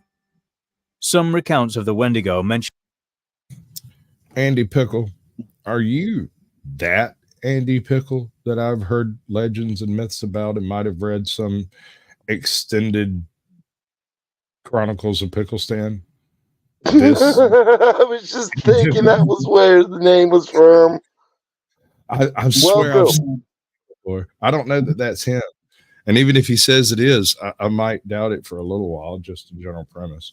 It is YouTube. I don't know, but I much like this on my screen than my actual face. Oh, yeah, sure. That's I hear tell dogs are worth 20 views. So we're going to go with it for a little while. Say hi, Nix. Turning the poor individual He was a good boy. Too would suffer from the unquenchable hunger. An example of this possession can be linked back to a documented case from 1878, when a man named Swift Runner suffered from what is known as Wendigo psychosis. Let me guess. It's all an exaggeration. No, seen you in streams, but not a denizen of Pickle Stand. Okay. All right. Wait. But are you the pickle of Pickle Stand lore? Is my question. I've seen you around. I just don't quite remember exactly where. I suspect it was at Samuel's or the dirty T-Rex fucker. One of them. I'm almost certain. Dirty T-Rex. Maybe JB. Joker Boys. Shadoo. I don't know. Maybe. This, as a modern-day term, is when an individual suffers from intense cravings for human flesh. It is a syndrome that, coincidentally, occurs within people living around. So you're not a pickle of the Pickle Stand pickles? Is that what you're telling me? On the lakes of Canada and North America, where the Wendigo is said to roam. Swift Runner, then, was one of these cases. During the winter of 1878 to 1879, the Cree Native American and his family found themselves caught in the cold in the forest. After a period of time, his eldest son would tragically die of starvation. In order to avoid the same fate, Swift Runner would eat the corpse before murdering and consuming the remainder of his family.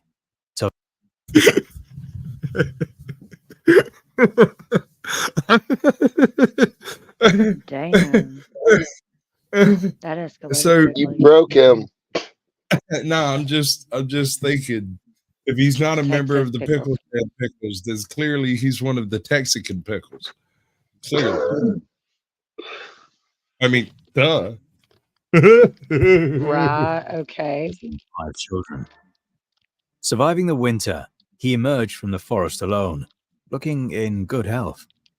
The community were understandably suspicious, and he would confess to the unforgivable acts he committed, citing possession from the evil spirit of the Wendigo as his defense. Despite this, Swift Runner was sentenced to death and hanged for his actions in 1879. He Despite its obviously didn't fearsome run swiftly enough. there are individuals who dare to confront. Well, okay, so there's two general theories as to the nature of the Wendigo and like the postmodern approach. What we seem to be dealing with is the inherent dislike of Native Americans to cannibalism. It seems to be ubiquitous. They all disparage cannibalism to such an extent that they have anthropomorphized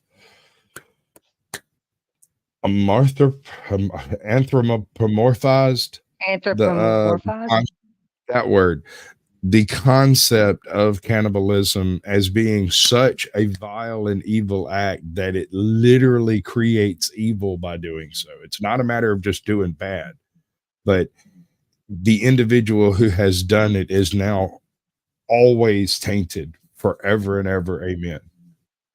They are now, having consumed human flesh, they are evil. That's because of the cabin fever effect. And Native Americans would have to be very careful of that happening during winter when they ran out of food. Sure, and I get that. And that's what I'm kind of pitching here. But also there's another aspect here. When the Wendigo wasn't just a Northeastern or even a Canadian concept. The Wendigo was known across from all the way across the US, just like the Thunderbird. It's a common mythos character.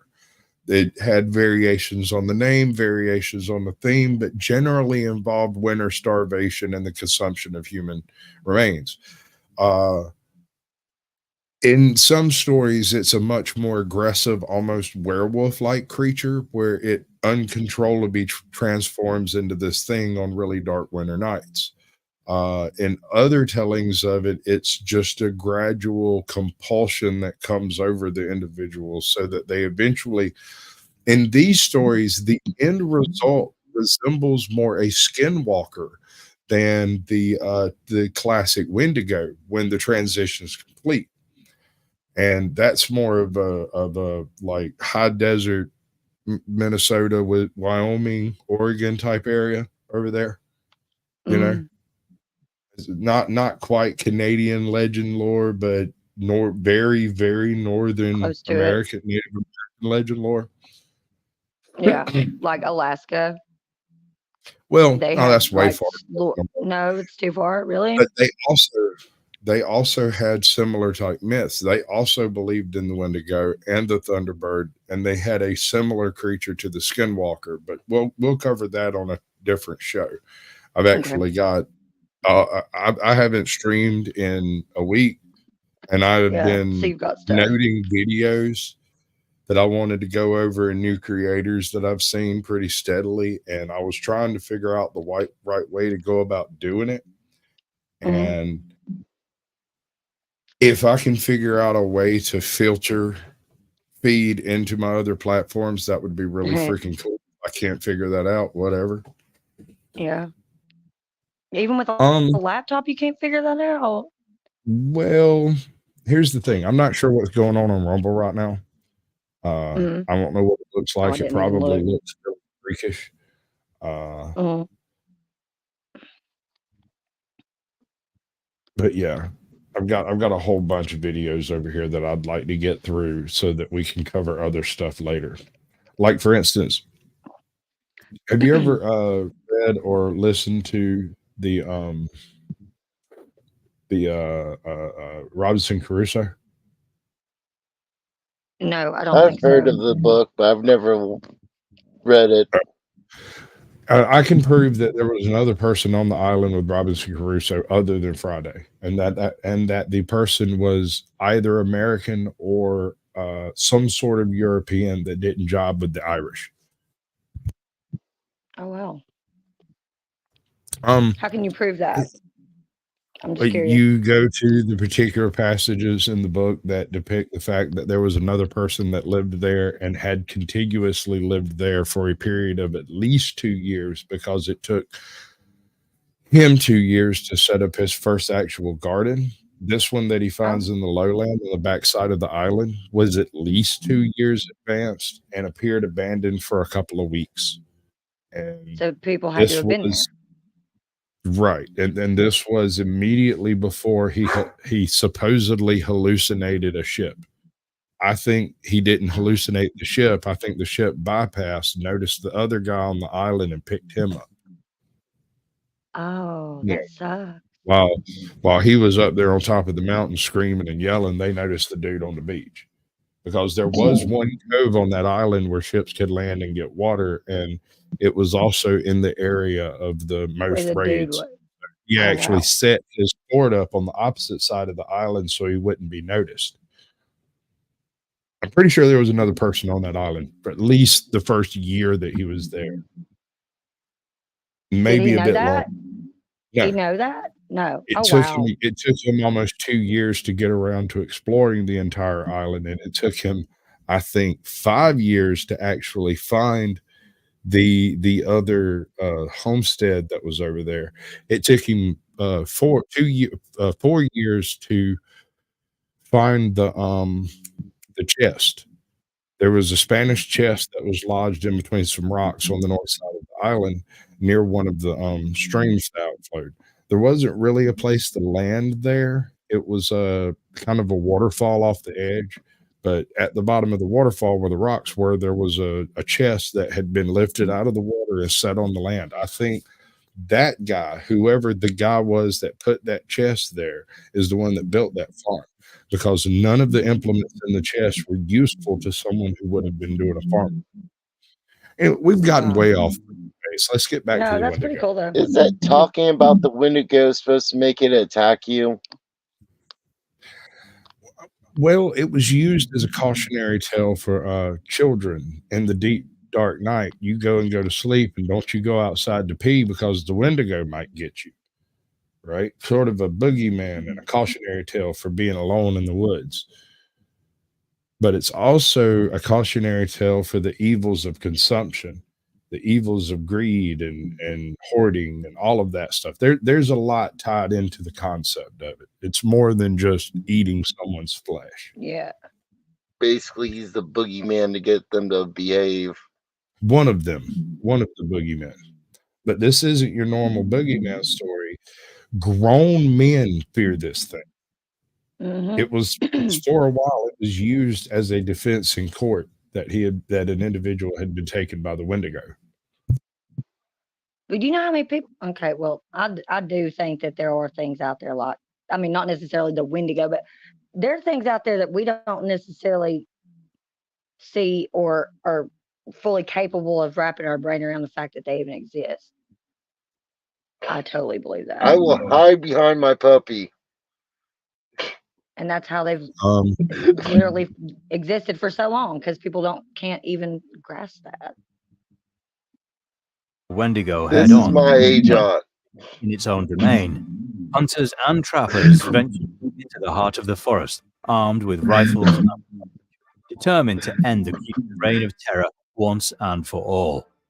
Among them was Jack Fiddler, a Cree Indian renowned for his claim of having slain 14 Wendigos during his lifetime. However, Jack Fiddler's exploits took a darker turn when he and his son Joseph were brought to trial for the murder of a woman believed to be possessed by a Wendigo spirit on October 7th, 1907. Both men pleaded guilty, explaining that the unfortunate woman was on the verge of completing the transformation into a Wendigo. They claimed that killing her with silver bullets was necessary to prevent her from turning on the tribe. Needless to say, the judge and jury viewed the notion of the woman's alleged possession with skepticism. Ultimately, the Wendigo proves to be exceedingly resilient, almost impossible to vanquish, and inevitably consumes its chosen prey. Its haunting cry reverberates across the landscape for miles, freezing the blood of all who hear it. Encountering the Wendigo is a perilous affair, with little hope of survival. Regardless of your beliefs of Wendigo folklore, this legend has been closely associated with tangible human vices and sins, such as greed, selfishness, and violence. Through the ages, the Wendigo has served as a symbolic representation of these darker aspects of human nature, manifesting in tales of individuals driven to extreme acts by their insatiable desires. The concept of the Wendigo as a symbol for human folly and moral degradation is deeply rooted in folklore's cultural and historical context. It serves as a cautionary tale, warning against the dangers of unchecked greed and the consequences of succumbing to selfish impulses. The Wendigo's insatiable appetite for human flesh mirrors the voraciousness of human greed, which knows no bounds and can ultimately lead to destruction. Moreover, the legend of the Wendigo has been interpreted as a reflection of societal taboos and the consequences of violating. In many Native American communities, cannibalism, which is central to the Wendigo legend, was considered a grave taboo and violation of the natural order. By portraying those who engage in cannibalistic acts as being transformed into monstrous Wendigos, the folklore reinforces the idea that such behaviors lead to spiritual corruption and moral decay. In this light, the notion of being possessed by the Wendigo can be seen as a metaphor for the grip that greed and selfishness can have on individuals, driving them to commit heinous acts that betray their humanity. It highlights the tragic reality that, in our world, many individuals fall prey to their own inner demons, succumbing to self-destructive tendencies and becoming consumed by their desires. Ultimately, the association of the Wendigo legend with real-world sins serves as a sobering reminder of the darker aspects of human nature and the importance of resisting temptation and maintaining moral integrity. It prompts us to reflect on our own actions and choices, reminding us of the consequences of yielding to our most base instincts. Hey, like them apples. That's pretty cool. I'm always there's a really like scary movie about the Wendigo. It just came out like a year or two ago. Like it's a whole ass movie they made, and that's what it's called, Wendigo. I'm pretty sure. Let's see how this part works.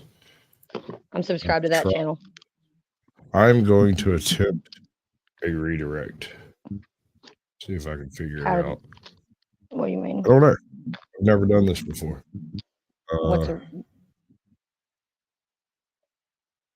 Let's see. Redirect where? Yeah, so far so good. Here. Oh yeah, we're coming up on the 2-hour mark, so I can finally lose my channel off the little addition there. Yeah, just hold on a second. You're throwing crazy ass fucking echoes. Hold on. What I'm doing is I am going to put my chat into all the chats. This links back to my chat. At the 2-hour mark, which is in 10 minutes, it's going to drop off everyone except for my channel, my ex, and my Rumble if it's still going.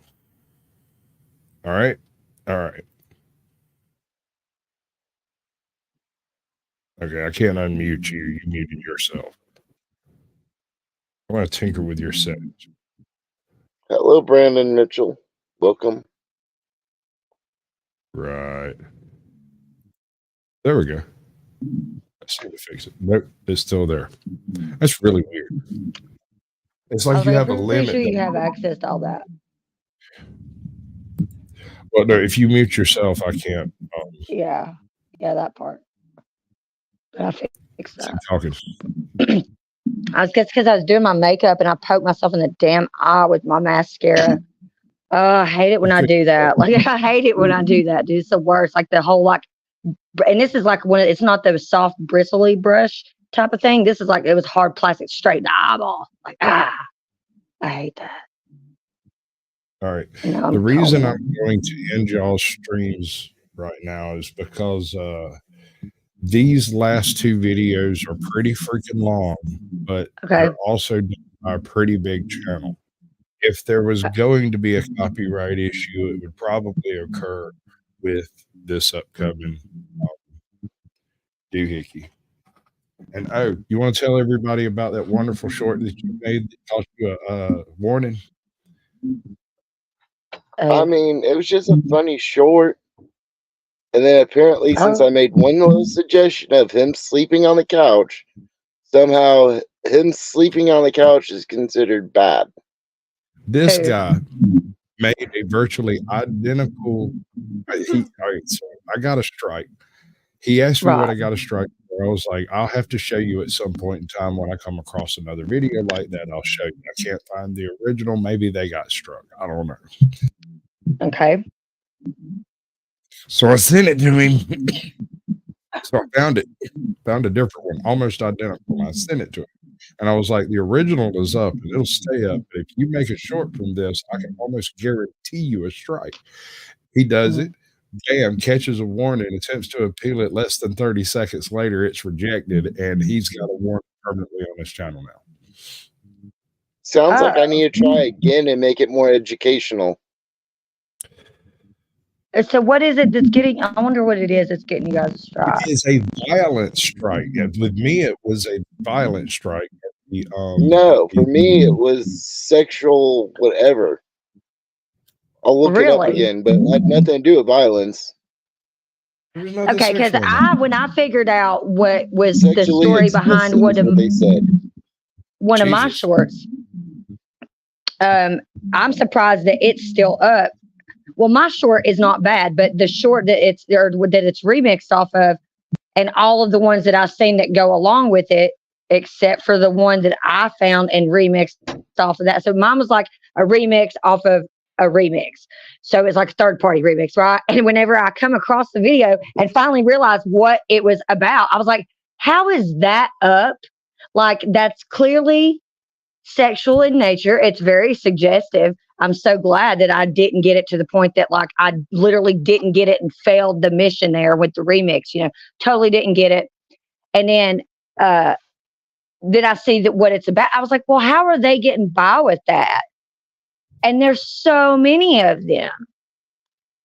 Yeah, no, all the time, constantly. They're constantly with that type of stuff. But if you go clip it, you get a strike.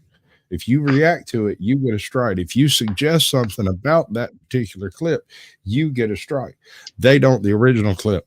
There is a chick out there with a pair of googly eyes on her boob and holes cut to sheet that bounce down a set of staircases. And there are hundreds of people catching strikes because they're clipping it. Then there's others that are clipping the same clip and not getting strikes. And none of us have any idea what the difference between them are. It's not like so... It's an AI versus a human. The AI strikes you, the human does not. Okay, sure. But do I have to get 10,000 subscribers before I get a human to glance at them? Because I'm telling you, that horse was healthier for having eaten those vitamins and medicine. Now, I don't know what you're talking about. Over 100,000 million subscribers, and they still can't get a human on YouTube. Hold on a second. Your shit just went slammed to freaking. Yeah. All right. Now say something. some people, what's his name? He's bald. He's in Canada. He got a strike on something, and then it took him like 3 months to finally get a human to look at his video, and he's a 1 million+ channel. Simon Whistler? No, Ollie or something like that, whatever his name is. Does reactions, does traveling. He just started the traveling thing like the last year or two. But he's from Turkey, and he moved to Canada. Oh. I watch a lot of true crime bad channels too, things. so it's like a majority of my day is like spent watching true crime stuff. So Stefan can somebody write that in chat? I can't remember that dude's name. He's huge. He's a huge YouTuber. He goes all over the place doing all kinds of crap. Okay, so here's the thing. If I don't think, but I'm subscribed to, but maybe like a handful, and that's maybe a nice of channels that are 1 million+ in their subscribers. Like honestly, I really don't like to be subscribed to channels that are like astronomically big. They got enough fucking people watching them. I can go get my attention elsewhere where it's needed. Like, well, also, if they've got over 1 million subscribers, your subscription isn't required for you to see their content. For me to see Mandatory Carry's content, I have to be subscribed, because otherwise YouTube will never, ever suggest it. To see Flow State's content, I must go back and check weekly or so to make sure I am still subscribed, because I am regularly unsubscribed and not get notifications. Yeah, and they don't tell me shit. I never get a notification from Flow State. Other than his shorts, I get shorts notifications, but never, ever, ever do I get a live stream notification. It comes up. Are you a member? Yeah. Really? Dude, okay, see, because yes. I definitely get them. That's weird. You gotta I still don't get them. You gotta go into your YouTube customization thing and turn on gifts so people can give you a membership to a channel. Yeah. And then just go sit over there in the chat. Just wait patiently. It'll happen. Go to Flow State's channel and click join. Well, the bell ring being on hit and miss as fuck depending on the channel. Like with you, I got to go back and check your channel and see what the fuck you uploaded, because you're hit and miss on the uploads, and then again, I don't get notifications typically, so that shit happens. But with Flow State, I never get live stream notifications that I've ever noticed. Not once. Like even when I was trying. Carrie's comment, that was awesome. I was just here looking for a DMX song. So then I'm like, I'm envisioning and Carrie fucking looking for what DMX song, Carrie? Now you got to tell us. He's just like, oh, then I noticed that y'all were live. So I was like, what's up? I'm fixing to go into my YouTube slave class bit, which I've been kind of working on a little bit. It's not fit for human consumption yet. And this is literally going to be like YouTube slave class 0.01. Nice. Right? We're not even in the early beta stage at all. This is just a concept that I'm going to float here in a minute, but it's literally to the people that it matters to. Yeah. If that makes sense. That doesn't make any sense. I'm not good at no, this. it makes sense. It makes sense. Makes more sense than that bullshit that happened to me the other day. With that bitch with the fucking change at the Dollar Tree. That pissed me off, man. That made no sense. What happened at the Dollar Tree now? Okay, so we're going through the checkout and the people in front of us pay with cash, and then my friend pays with his debit card so that he can get cash back, and he gets literally $20. And before she gives him the $20 bill, she makes it a point to tell him that the next time he comes through there and he wants cash back, he needs to let her know, because she just emptied or he just emptied out her register, like, you know, cleaned it. She's empty as shit. Now she's got to go get more change. I was like, so we just both was like, yeah, okay, whatever. We go to get in the car and we're going down the street. And I was like, so that $20 bill was like all she fucking had? No, I know that's not what was going on. So then I was like, the mental gymnastics, like, what was that even about? Hold on. That is the Fifth Element. That is a quote from the Fifth Element. What's that? I'm a meat popsicle. Bruce Willis. It's Willis. Bruce Willis. Bruce Willis says this. Bruce Willis. Yeah, identify yourself. Negative. I am. I'm not human. I'm a meat popsicle. That's funny. I really like that film. A lot of people didn't.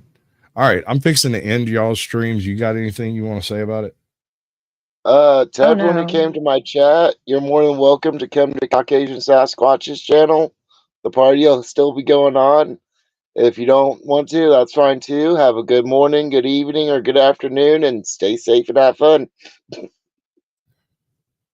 Amy, do the thing. Yeah. Do the thing like nobody's ever in my chat because they know it's like dead as hell. But if you go over to the Caucasians chat, I'm usually paying attention. Right. No? Right. Wrong. Good. Excellent job. Trying to figure out which one of these buttons I need to mash first. I appreciate everybody coming in on whatever channel you happen to find me on. But if you happen to find a channel that you like and the reviews that I'm doing with these various channels, because they are quite eclectic, make sure you tell them Sasquatch sent you. They don't know who I am, so it'll confuse the hell out of them and tickle the hell out of me. I thank y'all, each and every one of you, like a brother and a sister.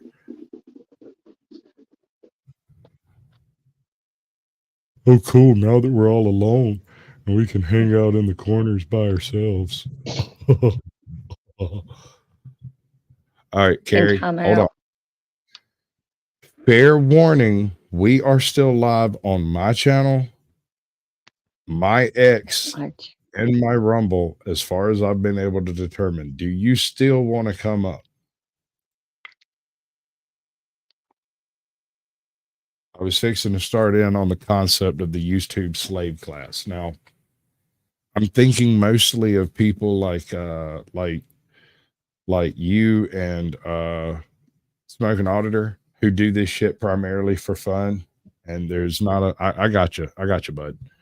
And there's not a reason to try to monetize too much of this stuff. You are the perfect example of the YouTube slave class. You are the people who are going to do this stuff regardless of whether you ever make a dime, but YouTube will make a mint off this trash. I am a perfect example of YouTube slave class. And as such, the idea behind this whole concept is to figure out a way to disseminate the easiest way to do things as widely as possible. Right? So I'm getting all kinds of comments, people coming in like, oh, this is in the shorts format. This is in the shorts format. I know it's in the shorts format. Yeah. We're doing different stuff because different is what YouTube wants. And maybe we're not doing it right. And maybe there's a better way to do it. And if there is, the link is in my chat. Come tell me how there's a better way to do what we're doing. Right? These next two videos that I have are both from the Missing Enigma. I love that channel. Yeah, this is one of those channels that has kind of a one-trick pony approach to things. It's getting bigger though. Yeah, but I mean, look. Yeah, I know what you mean. I know what you mean. He's already doing the same shit like everybody else is. I know what you mean. I know. Here's my opinion on Missing 411. Bullshit. People who walk off the beaten path don't always come back.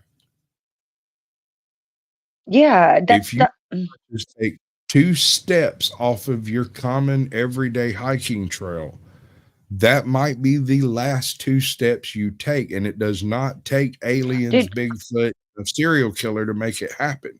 All it takes is for you to burn an ankle, fall in a hole, and get a little snow on you, and your ass is toast. No, be in a discussion and not paying attention to your surroundings when you're in the woods, and you just go off the area that you normally go one direction to the right, the wrong way, and you're fucked. Like that literally happened to me like I think it's been like 3 years back now, maybe. There's also another observation I want to make, that there is no confirmed kills by bobcats of humans that I could find anywhere. Well, not kills, but I definitely know of attacks.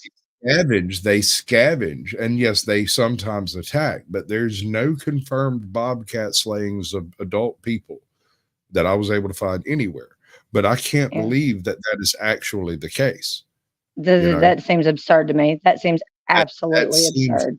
Exactly. Seems absolutely absurd to me. I can't help but think that there might not be a half dozen bobcat killings that happened, and by the time the body's found, there's no evidence of it having right. That's got I think it's a cat. It knows to go for the jugular vein, so it's not gonna leave. That's what they do, and drag it off. They do drag it off. They do drag off their. Or whenever you lay down and go to sleep, this thing creeps into your tent, whacks your ass old Italian style. Yeah. First in the back of the trunk, and then next thing you're sleeping with the fishes. Right? You laying there in a sleeping bag with nothing but your head sticking out, and your face gets eat off. It's you're dead if you don't get help in a few hours. Your ass is toast just because you can't see to find your way out of there. And there wouldn't necessarily be any evidence of any of this. I've been looking for that case I told you about where the man went to jail for 5 years, and I firmly believe that his wife was killed by a hawk. Was killed by an owl, would be my guess. All right. Oh, I just read about an owl attacking somebody yesterday. Yeah. She was at the bottom of a flight of stairs covered in cuts that and also relatively heavily bruised, right? The blood trail goes from the backyard into the house and up the flight of stairs to the top where the blood trail stops. And the body was found at the bottom of the stairs. The prosecutors said that it was him, that he was the one that killed her, and that he beat her to death with a particular implement from the fireplace called a blow poker. Because the blow poker, which had been there a couple of days before at the Christmas gathering, was missing when the police showed up. So they took that as evidence that it had been used in the murder, and that was used as evidence against them, even though they had not found the blow poker. Did they find it? Did they ever find it? 5 years later, the blow poker was found, and it was found to be just inside the door of the garage, which is like 3 steps to the left of the fireplace and 2 steps out. And there's the door, right? It was behind the door, behind a stack of boxes of lights, like fucking, like the kind of lights that you have in like a neon, they hang on the ceiling. They're like tube lights. They're, tube lights, exactly. Damn, I cannot, It was literally leaned into the stack of tube lights, and apparently the day of the attack, he had brought these were all blown tube lights, and it's all right, Carrie. That's cool. These were all blown tube lights that were behind the door, and he had come in to replace a couple that had blown. During this whole fiasco where he calls the emergency room, or he calls emergency, gets the ambulance on the way out there, and when he's doing this, she is already dead, but not cold. This all happened in the few minutes that he walked. According to him, he left that morning, went to go purchase something from the store, some milk for the coffee or some crap, was gone like 12 minutes, comes back, and his wife's dead at the bottom of the stairs, looking like she'd been attacked by a velociraptor, right? She was sliced the feck up.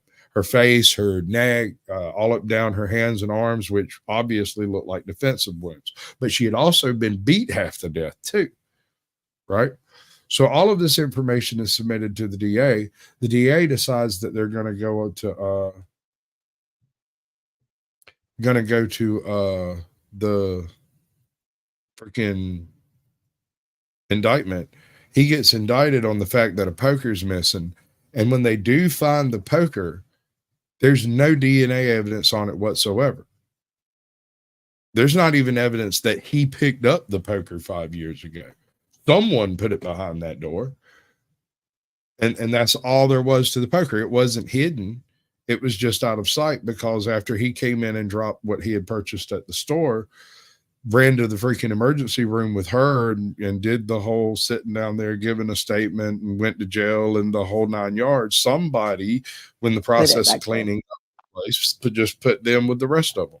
And in the process of doing so, they covered up the poker. So it's just as likely to be one of the deputies on the scene as it is to be his daughter, his cousin, his his mom or something came over. You just put it where the bulbs go, you know? So I firmly believe that woman was killed by owl. She went out at like 7:30 in the morning to load a bird feeder. The bird feed was found directly under the bird feeder, and a blood trail started about 3 feet away from the bird feeder and led into the house. The prosecutor argued that the blood trail started at the top of the stairs, and she had made it that far and was drugged back into the house to be finished off. But the weapon in question was eventually found to have not been the weapon at all anyway. And I will repeat my previous statement. That man went to jail for nothing because a bird attacked his wife while he wasn't there. Where was her body actually found? At the bottom of the stairs. A bird? I'm still having a hard time with the bird. All right, so the DA argued that the attack happened in the backyard. She ran inside and tried to escape, and he basically beat on her all the way up the stairs until he finally landed a crippling blow. She falls down the stairs, and that's where she died. And then he cleans himself up, drives to the store to get some milk, comes back and calls 911. Yeah, I can tell you what Sasquatch is thinking. This is my theory. She went to feed the bird, got attacked by a whole bunch of little birds. Big bird came down, cut her real bad with all the other little scratches. All the talon marks and little scratches look like hook marks from the metal thing. So she starts running back into the house with the little birds pecking her because she's covered in bird feed now. Falls down the stairs, knocks herself out, and dies from blood loss. All right, here's my theory. Because that poker makes a specific kind of injury when you get hit with that. She was never hit with the poker. I can tell you how she got beat up and how she got cut. She went out. Well, that's what I'm saying. Though they would know. They should be able to line up the poker with those injuries, and once they don't match, they should know that's not what happened. Now there's nothing but photographs of the wounds. The body's long gone. There's virtually and there's no DNA on the poker anyway. Not at all. It was never used in a murder. It wasn't. Right. That was not the weapon. So the DA says, "Oh well, we just don't know what the weapon is." I have a perfectly viable series of events that ends with that woman dead at the bottom of the stairs without anybody having to beat her to fucking death. Shit happens. Life sucks. Deal with it. She went out to go feed the birds. She refills the thing, steps away for a minute. Maybe a couple of little birds come down, and the owl comes in to attack the birds. But instead of attacking them, it attacks her. She's standing right next to it. Owls have excellent night vision, but not great on twilight, right? Twilight's actually a little too bright for them, and they're not really good at identifying close-up targets unless, it's the right target. When the owl runs into the woman, goes a little nuts, slices her up pretty good. Say her jugular's cut. She reaches up, grabs it, runs inside thinking, I need to go get my husband, runs up the stairs, gets to the top of the stairs and goes, oh yeah, he's gone. And you stand there for a second while you bleed out and then fall down the stairs. And you're beaten and cut, and this man didn't have a damn thing to do with it. That ends with a clear, clean blood trail from where the blood was found to the top of the stairs and all the way back down to the puddle of blood that she was found in. After she fell down the stairs, broke her leg, dislocated her shoulder, she was still alive for a few moments, which is the smearing around on the floor that was used to try to prove that he had actually been involved. So every single aspect of the case is accounted for without there actually being a perpetrator. Mm. I'd like to say nothing. Change it from an owl to a crow or a couple of crows, and she filled up the bird feeder. They came down. She shooed them away. You don't do that to crows. Pissed them off, and they attacked her, and she ran back up the stairs. Wounds do not match crows. It matches owl talons. Owl talons are long enough and deep enough.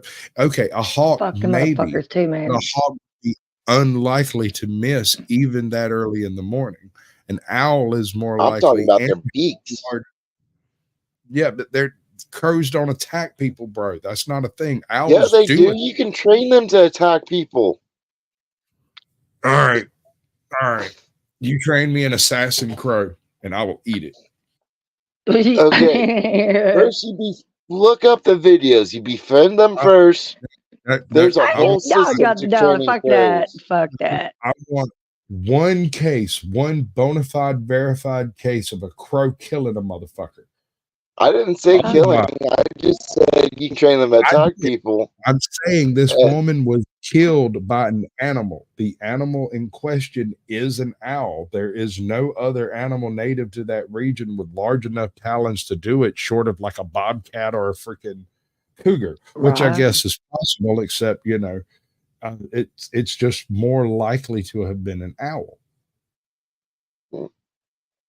I'm trying to be as basic and as non-confrontational about the approach of it as possible, because a man went to prison because he killed his wife and had to sit in prison with no idea what had happened to his wife. His wife is still dead. He is, was sitting in prison with no clue. I personally think she was attacked by an owl in the early wee hours right after he left, because that was the last thing he said to her. She was like, I'm going to fill up the bird feeder. He said, okay, and went out to go get the milk or cigarettes or whatever it is he went to the store to get. He's gone for like 12 minutes. Can you imagine, man? You walk out the door for just like 5 minutes and you come back, your wife's dead, and then they think you did it? That would be so fucked up. Bro, I might get a little angry with the world. Yeah. I'd be extremely pissed off. Right, and that's going to make you confirm that it's an owl. I'm hunting every single one of them gone. That's the spotted owl will be the last one they remembered. No, that's my point. That's exactly my point. Is not one person in either investigation, all three of the investigations that went down, or the private investigator that were hired by friends and family, because they knew he was not responsible for killing that woman, right? They tried to find anybody with a theory that would actually fit all of the facts in the case that match absolutely every aspect of it. And they came up with nothing. Nobody could figure any of it out. But if you add an owl to that equation, there is enough force, enough sharpness, enough beaks, enough claws, enough depth of trauma, and the type of damage she suffered to her face and neck was more indicative of a sudden frenzied, like a chicken. Right. You ever tried to pick up a chicken off an egg? No, I don't play that shit. I don't fuck with birds, man. No. Don't do that. Did they even check underneath her fingernails? No, she had no defensive nothing. There was reference in one of the police reports to a couple of feathers, but there was no. It had been noted. Well, see, there you go. No, she went out to feed the birds. She went to go fill up the bird feeder. The bag of bird feed was laying upright at the base of the feeder. The feeder had been filled. There is no logical reason. She got attacked there. Yeah. The blood trail starts 2 or 3 feet away from the blood up from the bird feeder. But yeah, it probably snuck up DA on her. The DA said that's where it ended, and he dragged her back in. Why would he call the cops when he got home then? Because I'm betting he's the one who called the cops, wasn't he? He was the one that called the cops. That's exactly what I said. The circumstances. Yeah, he's a moron. Simply this. He woke up, went downstairs. His wife grabbed the bag of birdseed. We need some milk. He's like, okay, I'm going to go get some milk. He goes out, gets in his car, and goes and gets milk. When he comes back, his wife's at the bottom of the stairs dead. She's been dead 2 minutes, still warm. Wow. Like, this shit just happened in the last 2 seconds. Like, if I'd have showed it, it's literally in the amount of time it would take to get from here to the nearest store right by the house. Like it's really like maybe 2 miles from here, and then get back and like be dead at the bottom of the stairs. What the police, the DA said was that he had killed her, then went to the store and got the milk and came back and then called the emergency. And I was like, but he would have had blood all over him when he went to the store. He cleaned up. Was their defense was that he was not dressed when he did it, and he cleaned up and put on the clothes. But there's no blood in any of the bathrooms upstairs, and the only blood in the bathroom downstairs was actually tracked in after the body was removed. In the first round of pictures, there is no blood in that bathroom. It's not until after the body's removed and a handful of forensic people have come in and out of this place. Right, that pictures of blood in the bathroom actually surface. Those pictures were not used in his conviction, but were brought up as evidence and dismissed, if that makes sense. Oh, okay, yeah. I just want to say those cops and that DEA was hungry for a win to stretch shit that far. I mean, well, no, if he wanted to cover it up, he wouldn't have even called the cops. As long as that poker was out of the loop, there was still hypothetically a murder weapon that could have been used. It was only after the poker was discovered that it definitely was not the murder weapon, that there was any consideration that he might not have killed her. I'm pretty sure he's out of prison now. But people have to realize there's accidents every day. You can't say someone unalive someone else just because you find someone no longer with us. Especially a person's wife. I firmly believe that was an animal attack. Anyway, let's move on.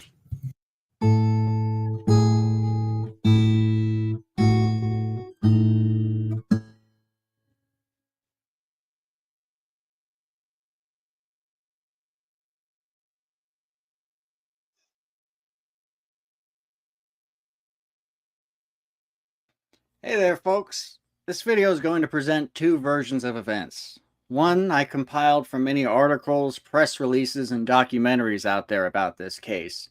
And the other version will be the story as told by a family member of the missing individual, Selena Not Afraid. I'm going to do this to show how much important detail sometimes gets left by the wayside when these stories are reported on in the media. The first version of the story may seem confusing at first, until Selena's aunt Cheryl Horn clears up many of the details that simply don't seem to make sense. I also want to acknowledge a viewer of this channel, Curtis, for his persistence in bringing this case to my attention and his desire to have this video made in order to get the word out. I also want to thank his wife Kateri for sending me this hoodie, which features the MMIW symbol, which is missing and murdered Indigenous women, a topic that is relevant to the case we are about to cover in this video. All right, so I have a whole series that could be done on the British Columbian Highway of Tears. You come across that story? The Highway of Tears? So, Highway of Tears, yeah. There are something like 350 Indigenous women's bodies that have been found on a particular highway in British Columbia. And these range from just being dropped on the side of the road to being literally buried 100 yards off the edge of the road to having large mounds of stuff piled up on top of them to being literally laid out into a presentation, serial killer style. Now, the Canadian government denies any activity of serial killers in this particular area, but I firmly believe that it's not just one, but a number of truckers that are responsible. They're either itinerant trucker style, or they're possibly a family, which is terrifying to me, who travels that route back and forth. And in the family event, and this was something that my brother pointed out, if they wouldn't necessarily have to actually be a part of the Trail of Tears hunting community, as it were, the serial killer group, they could actually pass through the area 2 or 3 times a year, contributing to the body count in that area without actually being a part of that quote unquote ecosystem. Because of the nature of the highways up in that area, almost everybody has to go down that highway if you're going any particular distance.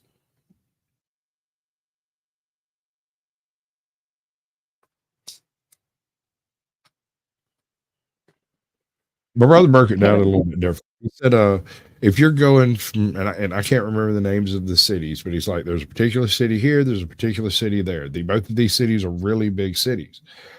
If you're going anywhere in between either of them, you're going to end up on that highway. So anyone who's been abducted from anywhere in that area is highly likely to be dropped out specifically along that highway, because that's the road that would be used to escape the area after the murder.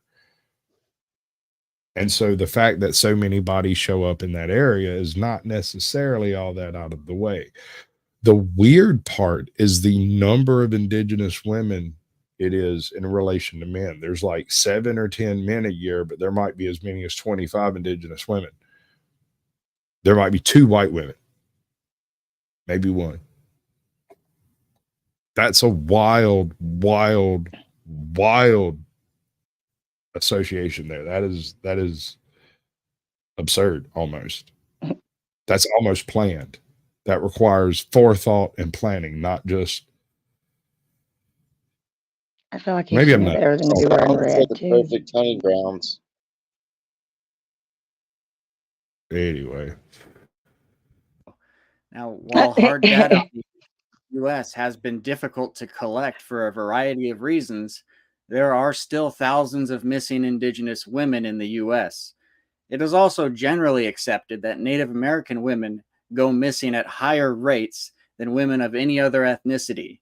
An inquiry done in Canada into the MMIW issue and released in 2019 found that Indigenous women and girls were 12 times more likely to be murdered or go missing than members of any other demographic.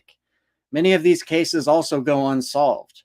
A report funded by the U.S. Department of Justice and released in 2008 found that some counties in the U.S. And this is another thing. Unsolved cases are only unsolved until they are solved cases. And anytime one of these really, really creepy cases where there's no logical explanation gets solved, it always gets solved by a logical explanation. Most of them of these types usually end with their bodies found downstream or downhill of the location where they went missing. They usually don't make it very far. I'm more intrigued by the ones that went missing and were found later in odd circumstances, like the chick that was clinging to the tree. Have rates of murder against Indigenous women that are 10 times the national average. In the U.S., all too often, these cases go unreported or get forgotten. And a problem I have frequently run into is the difficulty in retrieving information on certain cases, especially if they occur on a reservation. The reluctance of authorities to release pertinent information will rear its head in this case. Were it not for receiving information from outside sources, I probably could not have made a significant and factually accurate video about this. I also learned through the course of making this video that the government themselves are not very good at keeping the status of these cases up to date. So, while the data may be difficult to truly quantify, the problem itself has become very apparent, especially in states like Montana. where this case occurs.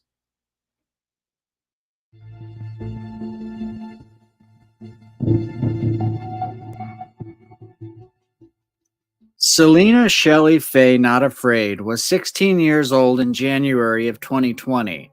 She was the daughter of Jacquelina Jackie Big Hair and Leroy Hey, Not Joko, Afraid. welcome in, bud. At the time, she was a junior at Hardin High School in Hardin, Montana.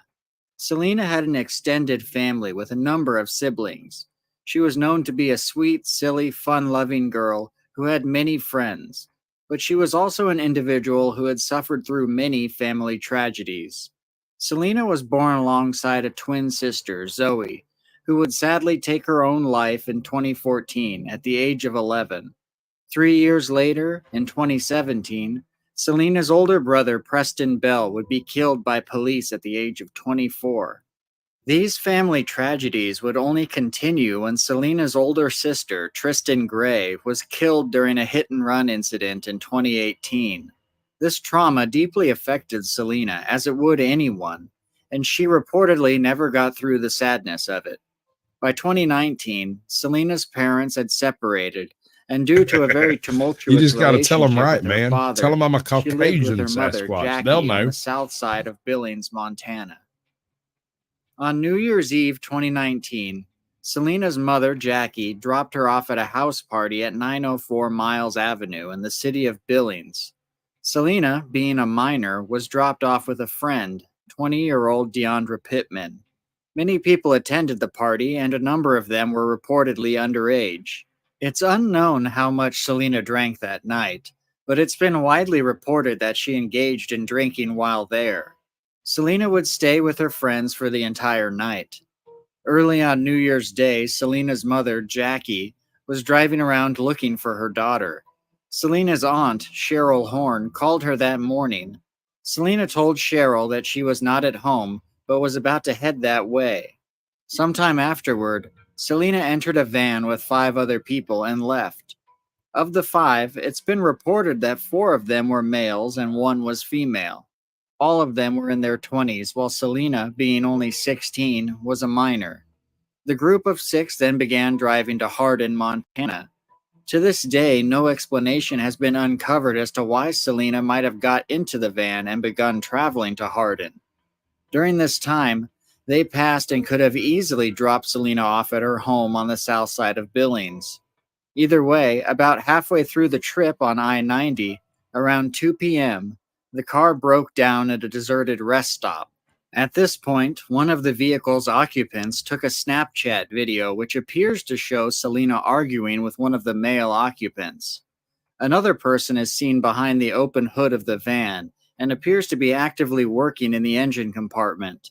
Another female is seen at the end of the video. The first few frames of the video show that someone is holding a beer. Sometime after this moment, Selena and the other female went off on their own, with Selena expressing a desire to walk off into the barren hills. Before long, the van was back in working order, and it was expected that everyone will return to the vehicle. For reasons that are unclear, Selena and the other female did not get back in the van. Initial reports indicated that the driver was afraid the van would break down It was the again or Wendigo. stall, so he drove off without the girls since they weren't in the immediate area. Either way, the boys would decide to get in the vehicle and leave both girls behind.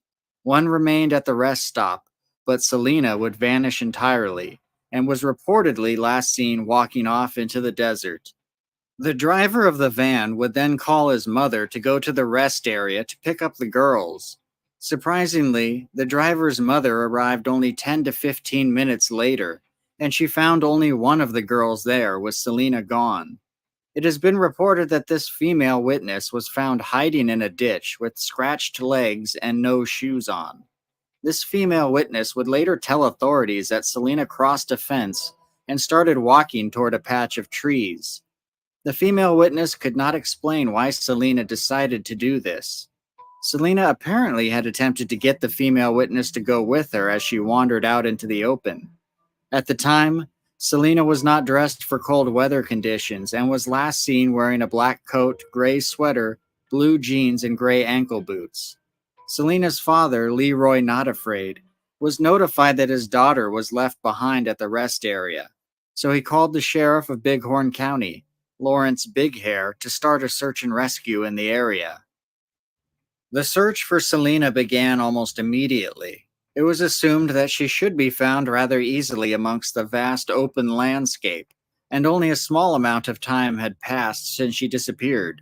When Selena was not found quickly, law enforcement began to consider the idea that Selena was never at the rest stop in the first place.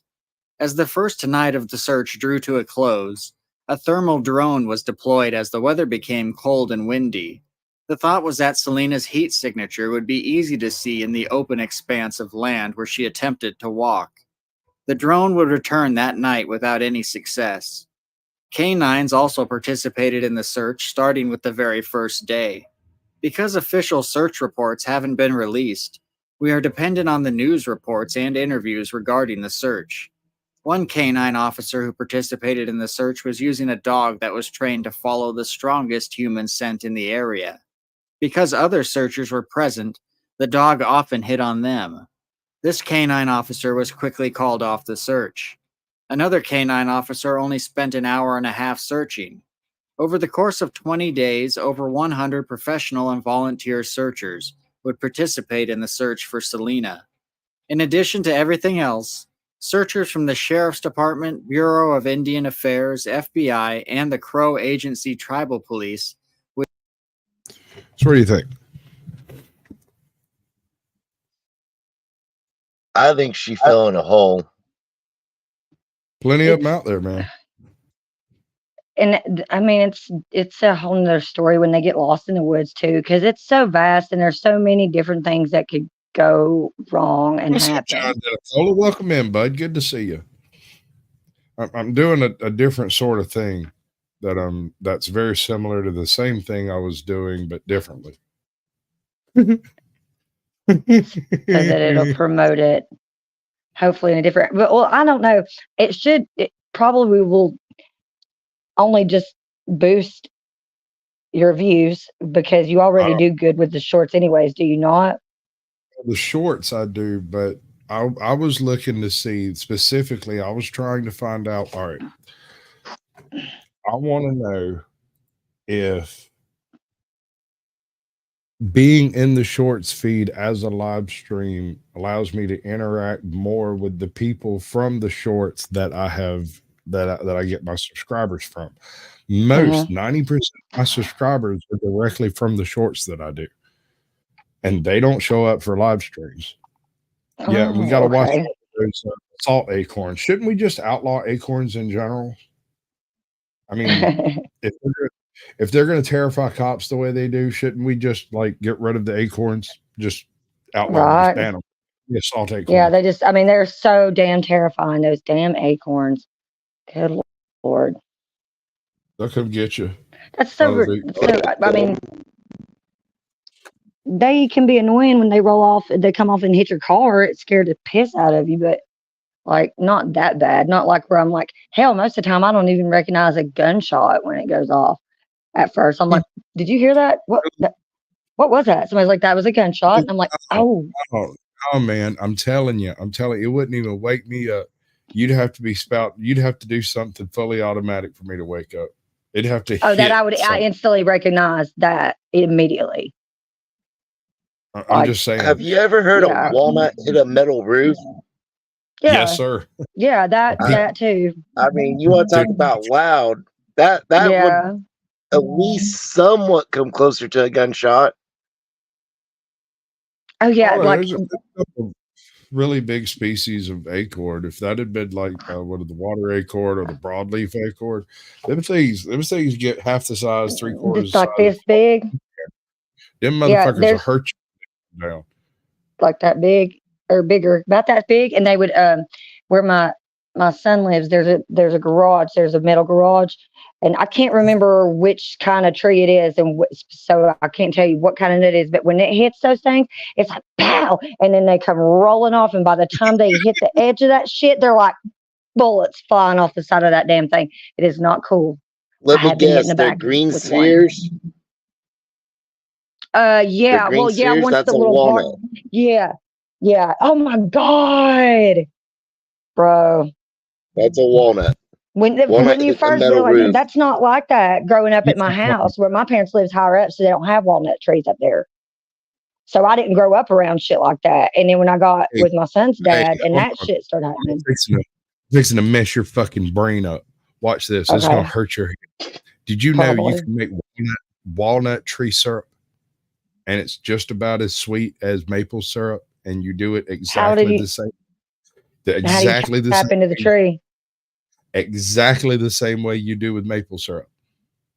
How do you know if it's syrupy? It should be syrupy. You'll see it. The sap. No. Remember, when you make maple syrup, you start with sap that's not even sweet. It's barely got sugar in it. You boil all the water out of it in order to make it concentrate the sugar into the maple syrup. You do the same thing with walnuts. You do have to be a little bit further north, I think, because the walnut bark is a little bit thicker. Okay. But I see what you mean. Yeah. Bullshit totally happened. And it is absolutely amazing stuff, especially when it's done right. You got the walnut syrup and a little bit of butter and a nice fluffy pancake, dude. Make you slap a Canadian, start a war crime. Yeah. What's up, Scotty? Welcome in, bud. Call it Texican. If you have horses, keep walnut trees away from your property. They will poison the horse. The husk has a high cyanide or arsenic or something in it. I can't remember. Yeah. Wow, I did not know that. Same thing for your pets. Don't let them chew on walnuts. Yeah, no. If you love your dog, don't let them chew on walnut. Also, chestnuts have been known to kill cows. Chinese chestnuts. Damn. Roll a calf's head and kill it. Just kill it stone dead. Damn. I like animals. I have heard legends and myths of being able to make syrup from a beech nut tree, but I've never seen enough beech nut trees in the same place to do it. Yeah, me neither. Could you do it with chestnut trees maybe? Because that would suddenly make a lot of sense, because there was a lot of early explorers who referred to the locals having syrups, and American chestnuts grew further south than most of the native nut range, and it would explain why Cherokees would be walking around like everybody had a sweet syrup that they put on most of their maize and corn products. It was a very common thing. So that means that it wasn't something that was purchased from far away. It was more likely something that was made by every single village. The American chestnut would have occupied the niche of pecans, walnuts, you name it, Chinese chestnuts up until the turn of the century. And so the syrup, most likely, by my thinking, would have been probably American chestnut syrup. I mean, these things were ginormous and everywhere. I don't know, but now I want to start just putting taps in all the trees around me and see what I can get out of them. I wonder about a sweet for syrup. I wonder about a sweet gum, because when I was a kid, I was always told that if we lived further north, we could make syrup from sweet gums, but I've never had any sweet gum syrup in my whole life. And if you've ever messed with a sweet gum, the goop that comes out of it ain't exactly sweet. I know they do have a lot of sap in them. Yeah. And they make a million spike balls of death that you can't avoid walking on. Let me tell you what those things are absolutely magnificent for. You find you a little bit of sandy ground, right? You get rid of all the freaking grass. All right, hold on. Let me do this right. You find yourself a little bit of sandy ground. You get yourself just a light sprinkling of water across it. You step on it, roll that ball in the dirt, and when you pick it up, you can throw it like a rock, and it won't do nothing but leave a bruise. Just don't hit them in the eye.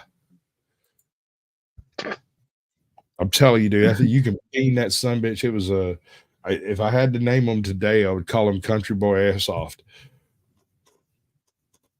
All I know same, is they always look like the tree stars from the little long neck movie, Land Before Time.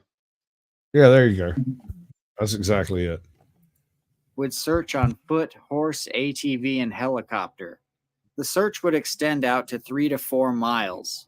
As it continued to drag on, Bighorn County Sheriff Lawrence Bighair would say that the circumstances surrounding Selena's disappearance were beginning. Bro, you ain't telling me nothing at all. I'm in Georgia. I don't particularly like sugar cane syrup. I prefer maple syrup, but it's because I grew up on sugar cane syrup, and I very rarely had maple syrup growing up. But sugar cane was something that was everywhere. Like, people would freeze it, keep it in the freezer so they could use it to flavor stuff throughout the year. I'm deep country, bro. Beginning to look suspicious.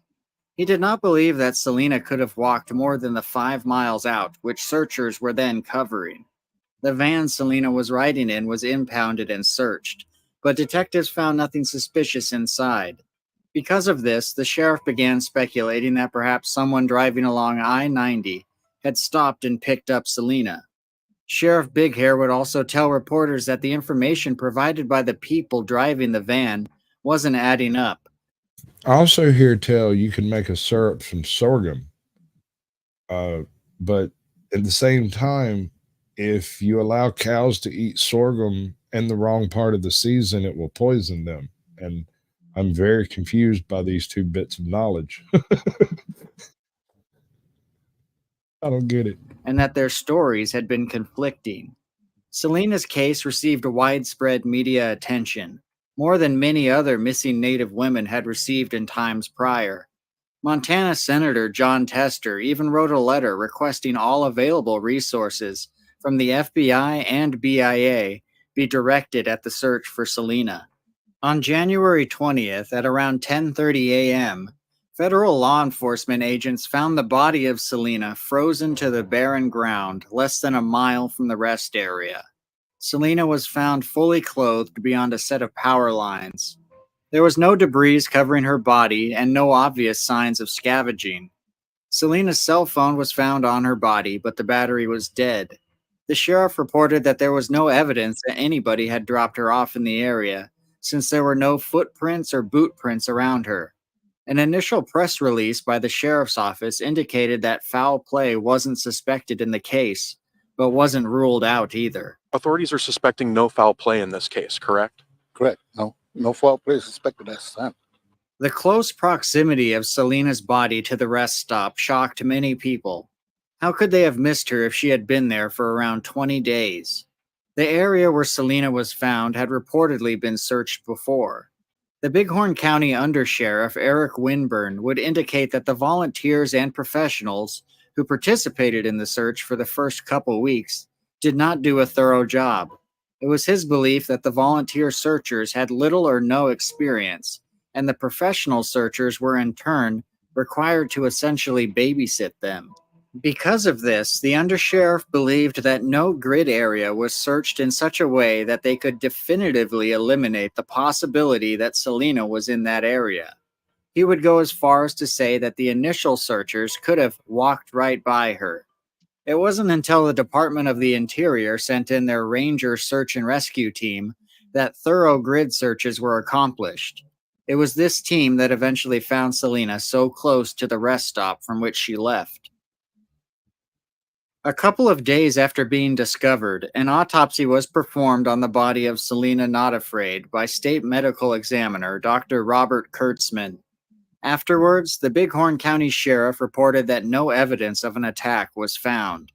Selena's body showed no evidence of broken bones, bullet wounds, or damage of any kind that would indicate foul play. Selena was listed as hypothermia, and the incident was declared accidental. During this time, the county attorney, Jay Harris, would come out and say that he disagreed with the sheriff's characterization that foul play was not suspected, and that he considered the investigation to still be a criminal one. He He would go on to say that he would pursue any provable criminal activities surrounding the circumstances of Selena's disappearance. Later, the medical examiner, Dr. Robert Kurtzman, would go into greater detail on Selena's cause of death during interviews for the documentary Murder in Bighorn. He would state that no alcohol was found in her system, but he believed if she drank alcohol, it may have been metabolized while she was walking around.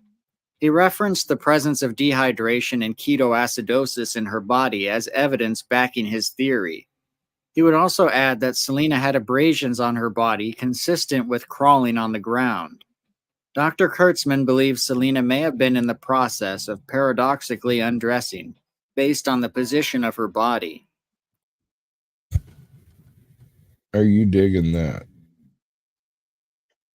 I think something weird going on. The dog should at least been able to find her. You're muted, Em. In theory. I didn't know that they had their own set of searchers, the Department of Interior. I'm going to go look into that. I'm going to be looking into that. There were separate searchers for each organization involved, and two of the organizations were tribal. And some of those searchers overlapped from both organizations, obviously, but they specifically stated they brought a dog that would follow the most recent human trace that found a bunch of searchers, and another dog that came out, ran around for 30 minutes and left. That was it. That's as all. far as dogs. Okay. You're telling me, And they found her frozen to the ground, right? Like frozen to the ground, less than a mile away from the rest stop. Yeah. A couple days later. Yeah, that's what sounds strange to me is she disappears for a couple days. All the alcohol goes poof from her system, and then her body reappears back in the area. Yeah. That sounds a little bit like foul play. I mean, it's still possible, but I mean, is it possible she walked up into those hills, sat down somewhere drunk, passed out, the search started, she woke up after they left? I mean, I don't know how long they searched. You'd figure if she was there, she would have made noise. So maybe she goes up into the hills and knocks her head on a rock. I don't know. Maybe somebody hit her in the head with a rock and then left. But she was frozen to the ground, so she laid down and froze to the ground. If you get hit in the head with a rock, you're going to lay the fuck down. You know what I mean? Yeah. So it doesn't necessarily mean she Why was do you think she got hit in the head with a rock and she had the head trauma? I don't know about head trauma. I haven't heard anything about head trauma. I was just saying it doesn't necessarily take days and days to be left out there. What would be hard to explain, the hardest part to explain, is the fact that a search took place soon after, and she wasn't found. And didn't find her. Yeah, that happens a lot in these cases. But that implies she was already dead. So otherwise, she could have been like, "Hey, I'm over here." So maybe she was killed by now. But if she was literally a mile away and the searchers were on one end of that strip in the mile, radius or whatever, and they're yelling, you're not going to hear somebody yelling a mile away. You're not. You might hear that like a faint echo. No, y'all, you've gone off base with it. They were using the rest stop she was found near as the base of operations for the search that took place miles and miles out in the desert, but it started around that rest stop. Right. If she was there, it would be more likely for her to have been dead at the time of the search than for her to have been alive and just missed. It's not a miles and miles thing, because all of the people meet up at the rest stop and then walk out to their locations. So the fact that she was found within, that's weird. That is weird. No, that's definitely fucking weird. Maybe if that. I don't Now even know if it this takes is me that long. so I don't know what the difference in like lividity, rigor, dehydration and such would be from laying out in the freaking sun dead versus walking around slowly thirsting to death. I don't know what the difference there would be as far as the body function after the fact. The ridge, yeah. See, here's a possibility to think about. She's really drunk. She starts walking, gets lost, passes out for the first night. They can't find her. Wakes up the next day, starts walking again, starts trying to make her way back to the rest stop to find the road, then sleeps and then dies from dehydration and lack of everything. So you're pitching the idea that she walked far enough out into the yonder that she wasn't found and then made her way back to the rest stop. I like that. Yeah, that makes sense to me somewhat. Because I can find my way back. I may not know where I'm going, but I can find my way back from where I started from. That's how this works. You find a theory that fits all of the physical facts of the case. It has to make sense. It has to be usually has to be relatively simple and should follow and go to say. You know what I'm saying? Like it should be this happened, then this happened, and then obviously this happened. So that's pretty good. If she wandered far enough away from the area, the search may not have been able to find her. And then after the search was over, how long? That's the thing we need. We need to know how long the search took. The first search only lasted a couple hours, they said. Then they all came back the next day. Right. Shortly after the discovery of Selena's... And they found her the next day dehydrated and dead?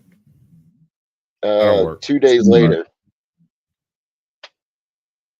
Remains. Sheriff Big Hair would remove Undersheriff Eric Winburn from his position and replace him with Leroy Not Afraid, Selena's father. Leroy Not Afraid would state that he removed himself from every aspect of the investigation into Selena's death.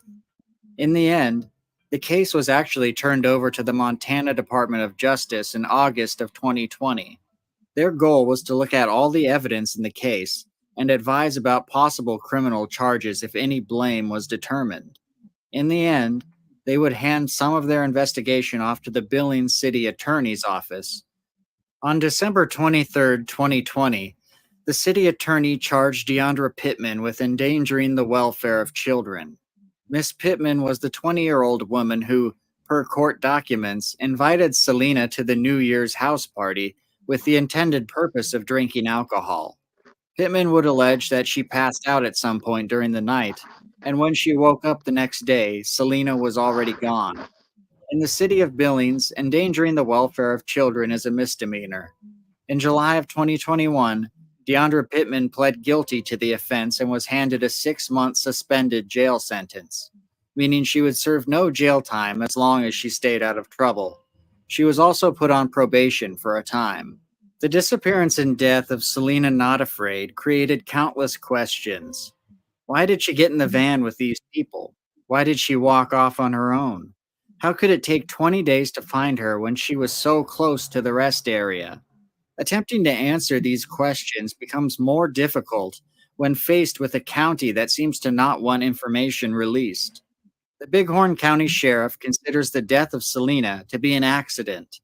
If that is truly the case, you would think that they would have no problem releasing the records associated with the search and recovery of her body. When I contacted the FBI about retrieving any records they had about this case, they sent me a letter stating that they couldn't give me anything because Selena was still missing. I informed them that Selena was actually found and also sent them her obituary for their own records. I have yet to hear back from them. When I contacted the Bighorn County Sheriff about this case... Bro. That's so fucked up. She's still missing. What? But they found her body, but she's still missing. As far as the FBI is concerned, as far as Montana State is concerned, that girl's still missing. But the reservation folks say they found her body; she'd been buried. Yeah, that's very interesting. Bro, Yeah. Mm-hmm. Bruh. All right. So here's what I'm hearing. This is res business, and you need to stay out of it. This ain't got nothing to do with you greenhorns, tin horns, tenderfoots, none of y'all. No. And what you reckon? That's pretty. That's the first time I've ever heard that one. Oh no! That's the first time I've heard that. Anytime. No, that's the first time I've heard this case, but that's also the first time I've heard of the FBI saying that someone's missing that's allegedly not. It wasn't the FBI. It was the Montana Bureau of Investigation that he. Okay, well, their field office. Basically, yeah. It's the state organ. I want to know. I want to know what her cell phone pings look like. I don't think she has. Died.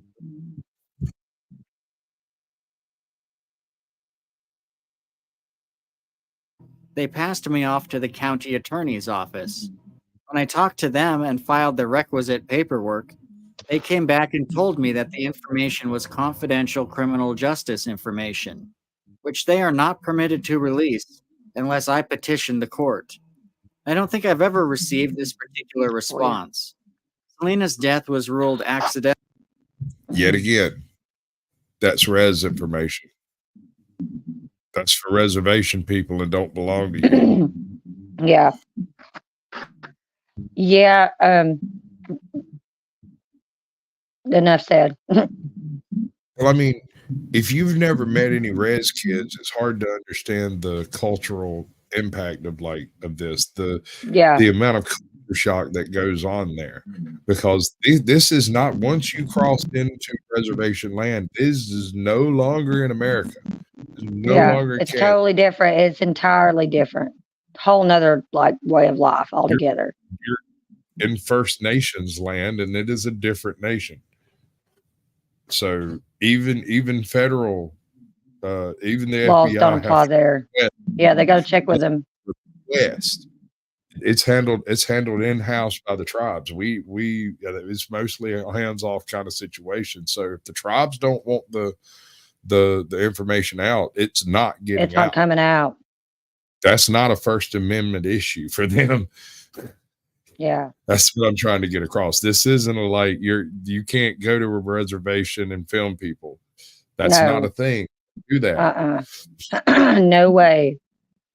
Now, I don't know what they'll do. They're liable to kind of run you out of town on a rail, or just take your shit and break it, or something along those lines, maybe. But that whole First Amendment shit ends at the edge of the reservation, and they decide what the hell they're going to do on the inside. That's kind of the impression I'm getting here, is that somebody here is involved in the hullabaloo, and it's private.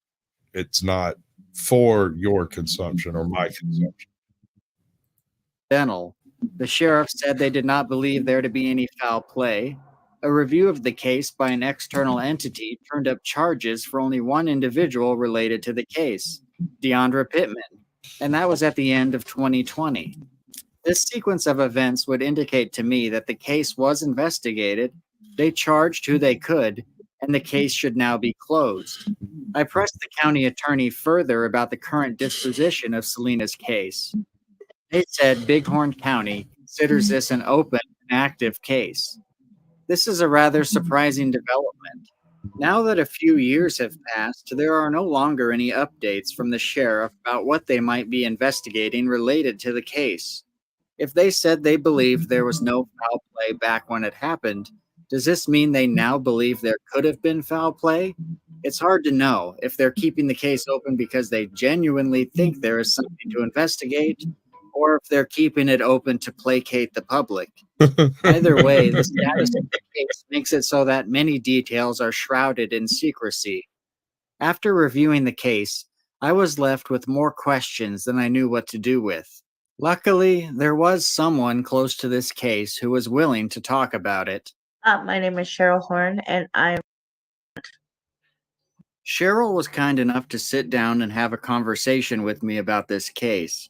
She was also featured in the docu-series Murder in Bighorn, along with other family members and also members of the Bighorn County Sheriff's Office. The series did a good job of covering Selena's case from a number of different perspectives, but I was curious what Cheryl thought of the documentary. The film that's out, Bighorn, Murder in Bighorn, that happened like right after, immediately after this, maybe a couple months later. So that was really really instant, and I never got to see it, so I never knew what they were saying. I really didn't even know Leroy was on there. And you know, and so I never really got to correct anything that was wrong with it, or say, hey, this is not what happened and this is how you're, you know, on my end, from my version. They could say what, you know, I can only speak from us, for me and Jackie. Cheryl was able to clear up many confusing details that popped. Hey, North Alabama cryptid, Mr. and Mrs. Knack, welcome in, bud. Good to see you. You walk them dogs. Up in the case. I wanted to know more about Selena's living situation. How was she a student at Hardin High School? All right, John. This is something I've got a little bit of experience in.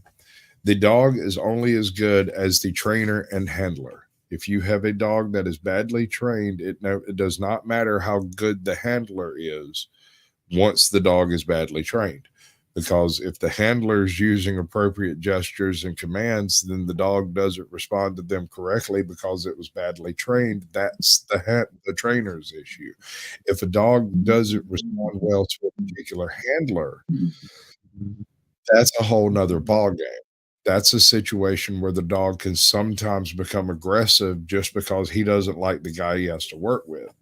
And if the handler's bad, the dog will do all kinds of wild shit just not to be involved in what's going on now. So, I mean, you would have to look at the dog on a case-by-case basis. A well-trained dog with a well-trained handler that handles the dog properly should have a higher rate of success of finding drugs or bodies or whatever you trained the dog to look for. The problem comes up when people take randomly untrained dogs and expect them to go out to find search and rescue on a body or something like that. That's unlikely at best. I'd like to point this out. If you want to see a good dog that can sniff people out, Mark Ruber did a video about it.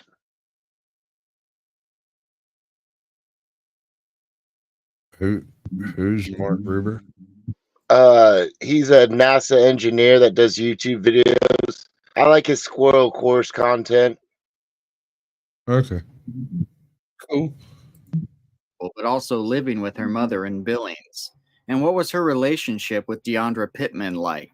So she would go to school Monday through Friday and be in Hardin, but Friday, Grandma would bring her to Billings. And Sunday night, Grandma would pick her up and take her back for school. She didn't party. She didn't have all that kind of freedom like that. Okay. She had freedom to do sports, to go to events, to go shopping, to go, you know, with friends here, with friends there. But these girls weren't her friends, you know. Deandra wasn't her friend. She was Tristan's friend, Selena's older sister. So he started befriending Jackie Selena. dropped Selena off with Deandra. But yeah, so they had some sort of relationship, right? Yeah, it had formed over the previous couple months because of this connection with her older sister. Okay. Yeah, and Jackie, you know, that's what Jackie said, you know, they've been hanging out, her and Deandra, because of Tristan. Okay, and that night, it wasn't about dropping, because the documentary made it sound like Selena's mom, Jackie, dropped her off at a party to do drinking, but that's not the case. Yeah, no, she asked, when Jackie had mentioned that she's going to the casino to play her $5 with the other aunt, Misty, Selena jumped up and just really quickly said, take me to Dion. No, it's like after we talked about it, it's like they had it planned, you know. She was all dressed and like, her and her mom had plans not to go anywhere. until the aunt showed up to want to go play 5 at the casino with Jackie. So it's like it was already planned one way or another. It was like Deandra was going to pick her up, So she said, okay, so Deandra lives in the Heights, which is the north side, way up on the north of Rims and Billings there.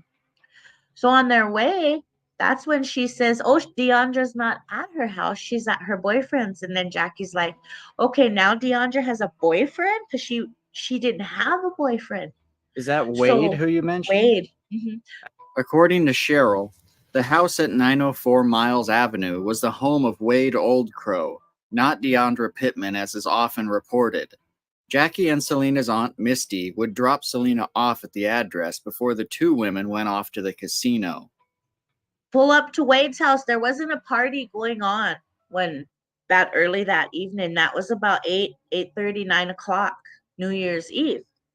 So there was no house party when she took her there. There was just Deandra's car parked on the street, and that's where Selena jumped off, turned around, raved at her mom, told her, bye, Mom, And headed out.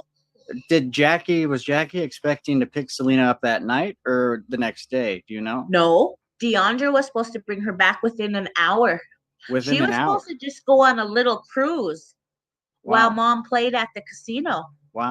It wasn't, she didn't have permission to do anything other than take a ride. Wow. While Mom went to the casino. That was it. She didn't have plans to permission to do all that, but come to find out later, it had been planned. Cheryl is indicating that Selena may have had plans to sneak off to the party that night without her mom knowing. As Selena stayed with her friends overnight, her mother Jackie became increasingly worried. Again, it is widely accepted that Selena engaged in drinking during the night, and Cheryl would not become involved personally until the following morning when she tried calling Selena. So I called her and I was like, Happy New Year, Sal, like that. And I said, hey, where's your mom? And she's like, oh, she's home. And then when she said that, just automatically things were like, hey, something's not right. So then at that point, I paid attention, and in the background, there was music and there was men talking. I could hear them. And I said, what's going on, Sal? And she said, I'm going home. She said, I'm going home now. I said, well, I was trying to call your mom, to that effect. She didn't answer. And so I said, okay. And I said, hey, Selena, or no, I didn't say Selena. I said, hey, Sal. I said, whatever's going on, it's time to go home now. And she said, oh, I'm going home. And she was not drunk because she still sounded the same as when she normally talks. Maybe she had been drinking during the night, obviously, according to the videos, but she wasn't out of it. She wasn't slurring. She wasn't where I could even tell she was drunk. I thought she was with friends. Did Jackie, it sounded like, at least when I was watching the documentary, it sounded like at some point Jackie left on New Year's Day to try and go pick Selena up from somewhere. Did that happen? Yeah. So she never come back, So Jackie, who just didn't own a car. This is the whole point of this whole thing. She didn't own a car. She lives in Billings with no car, And so finally Misty, who showed up the night before, Leroy's sister, Misty, Aunt Misty to Selena, showed up, and Jackie had her take her back to that house where she took her off because she didn't know where else to look. She drove up into the Heights. She drove all over. So she started there because that's where she last. All right.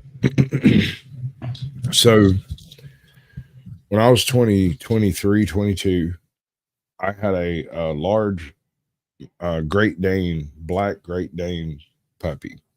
And this puppy would hang out with us. I was working night shift a whole lot at the time. And this dog would basically hang out with my wife when I was at work at night. And so pretty much I was never at home at the time, 12-hour shifts, 3 up, 3 down. So when I was home, I was usually like comatose. This dog would sneak into the bedroom, climb into the bed, and start chewing on a spot on my arm. The same spot, day after day, day after day, day after day, the same spot, right?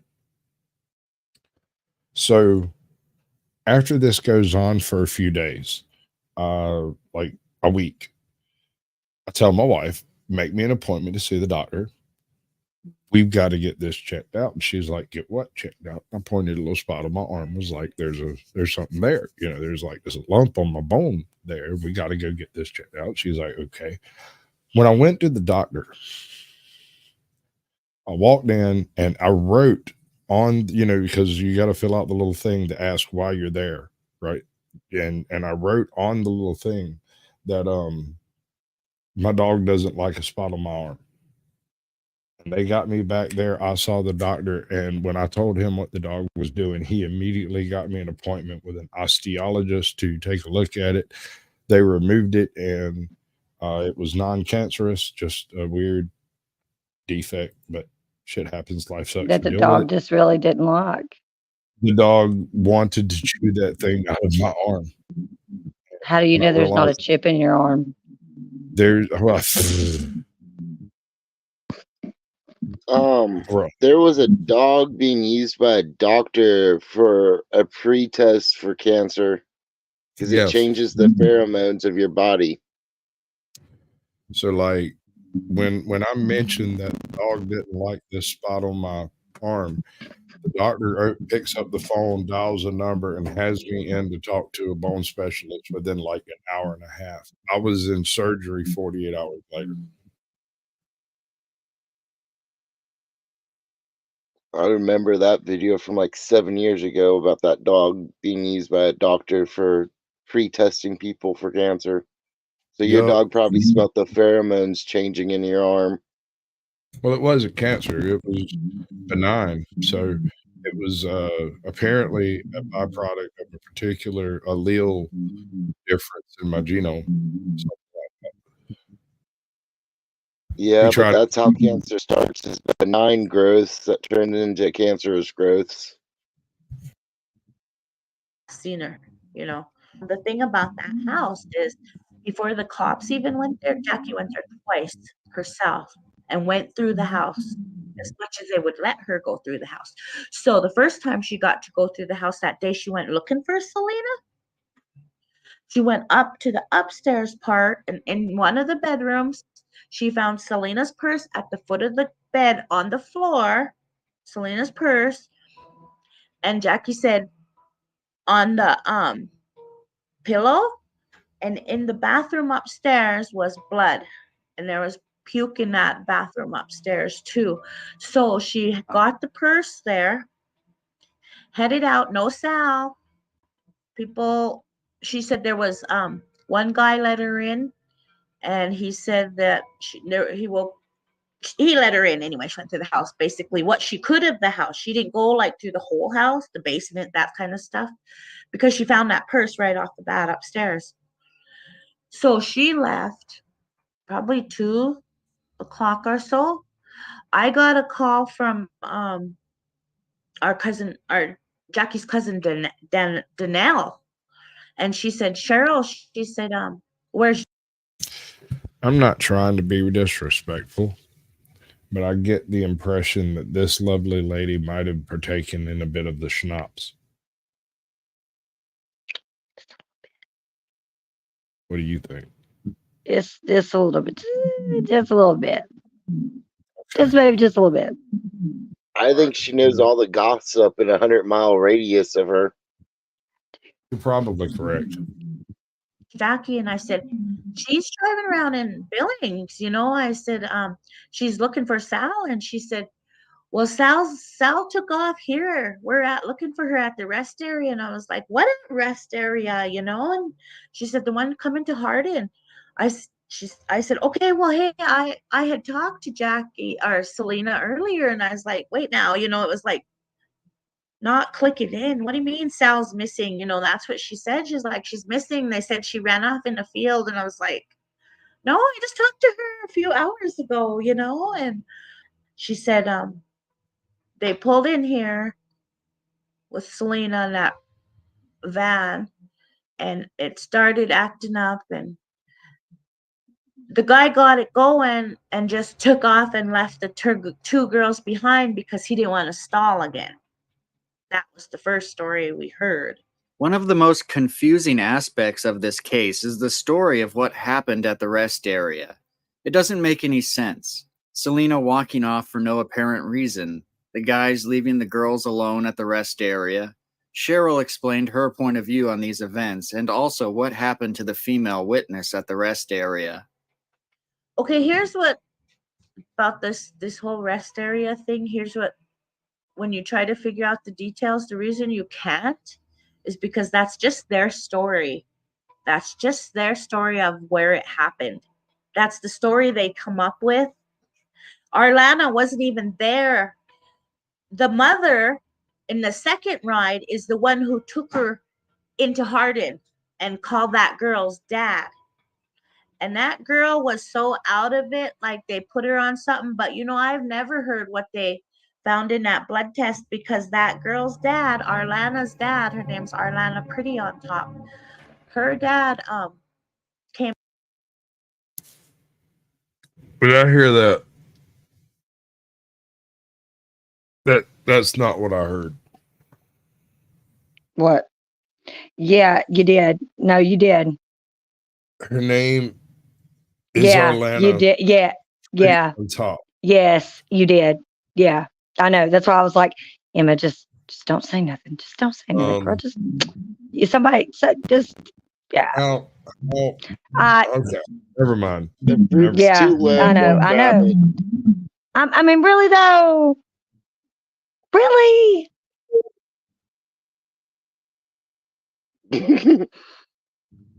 Go for it, Em. Just go for it. To the rest area, and we're looking, and he said, "Hey, I made him draw her blood out at Crow Hospital." And so I don't know what was ever. We never did hear, but she was so out of it, she couldn't even talk hardly and give details. So that is true. And that's their story. That's their story. There's no proof they were there. Yeah. Other than their story. And is she the one who said that?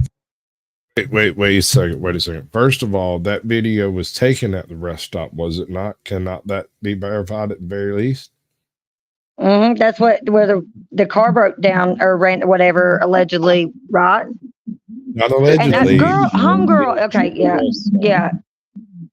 Did they show that in the video?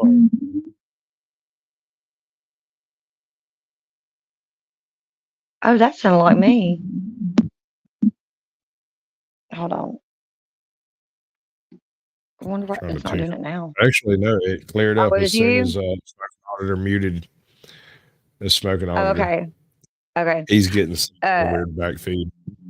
Yeah. That's this girl's suspect though.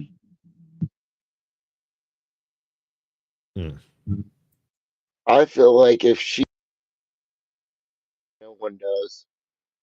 Boo. They all come to her to ask questions about other people. That is so weird. What's that? Are we not hearing that echo anymore? I changed the volume. If I turn my volume up like this, my speaker is so loud when you guys talk, it echoes back into the microphone next to it. Yeah, I'll buy that. Let me try turning this back on and seeing what happens. That was weird. Testing. This is the kind of stuff we got to figure out. All right. Anyway, here, I can do it. Try testing now. But what I'm saying is, they have the video of the one girl that looks blasted and the other chick that's like screaming at the guy at the door, and then some dude working on the van. Is that video not actually at that rest stop? Wasn't that actually verified? I don't remember. I think it was. Selena just walked off into a field. She didn't? didn't say But that. she was one of the last all- people that talked to her.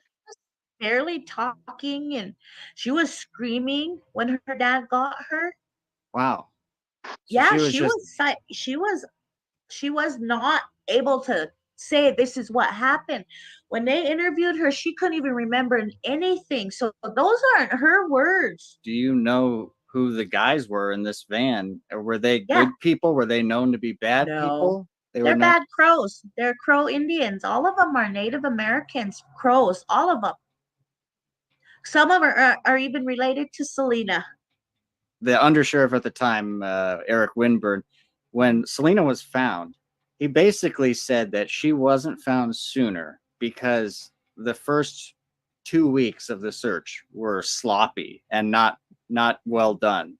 That whoever was out there. He forgets to mention that from day 5 until day 13, 4 dogs left every single day right to Selena's direction. 4 dogs every day. She wasn't there. That's what I wanted to know. They forget to mention that. Well, they don't talk about it at all. Off to us. We were, after a while, it was just the dogs. Really? We weren't all out there. We weren't allowed back out there. After the dogs came, we were kept from that side of that area. We couldn't go there no more where she was found. We weren't allowed there after the dogs came because they didn't want no more scents out there. Did they have scent articles for Selena to give to the dogs? They had all that. And they so they had dogs out there for over a week with scent articles. She was a mile, if that, away. Less, yeah. And you were there, right? At the location. Every day I watched them go. Every day I watched them come back. And I'd talk to them. I'd talk to the handlers and they'd say, we walked and walked. We covered it all the way to 9 miles and back for all them days. And they had faith in their dogs. They'd say, if anybody's going to find it, it's going to be Charlie, stuff like that. She's here. Nope, they didn't find them. But all around her, you could see dog tracks, see horse tracks. You see all that out there. There's car tracks out there. They're full of shit because they didn't investigate. They didn't even find all her articles that were on her. We did as a family. Somebody in the family found them way after they investigated the scene because she wore 2 rings all the time. You know people that searched that were in that area. The day we were there, there was a man named Calvin Leader standing there with us, with the sheriff. And Calvin said, I was here. I walked here. She was not here. I'm her grandpa. I walked all the time. Hold on. Wait a second. There's a whole shitload of traffic right there. I know this is well after all of that, after she was discovered or whatnot, but it's definitely walked on.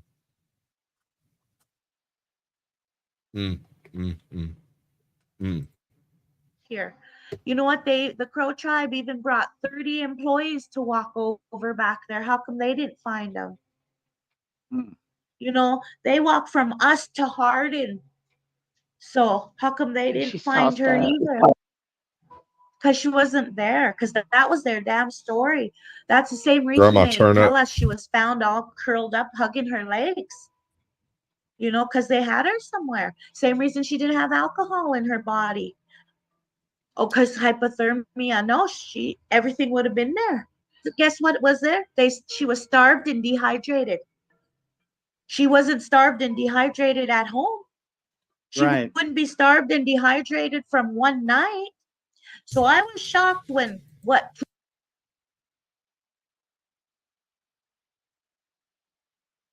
That's true. She was alive for several days during the search and was not out there.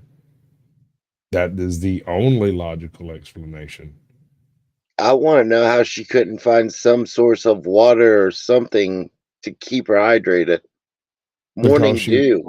Box. Somebody had her in a van or in a. She died curled up. She didn't. See, that makes more sense.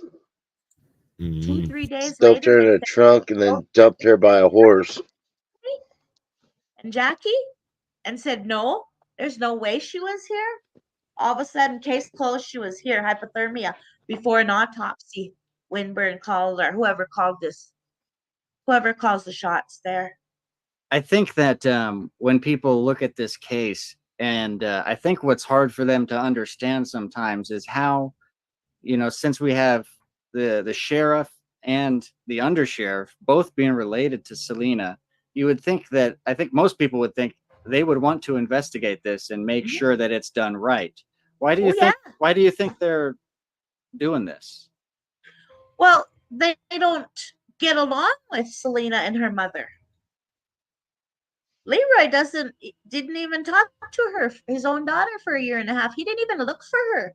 Not at the rest area, anywhere. He didn't look one place. He didn't even look in his own backyard. How come he didn't look nowhere?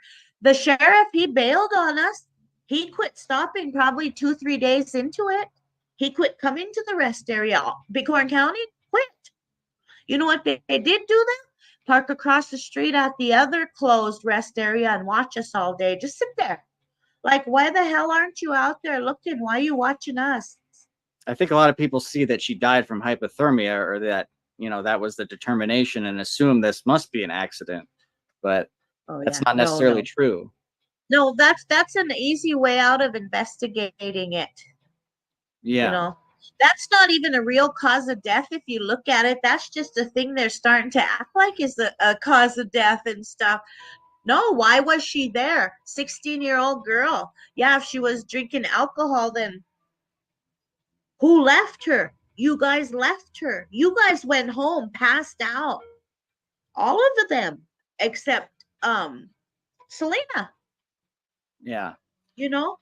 Not one of them came and looked for Selena. Not one of them came back to that rest area. All That's right. how I. We're at 3538, right? Correct.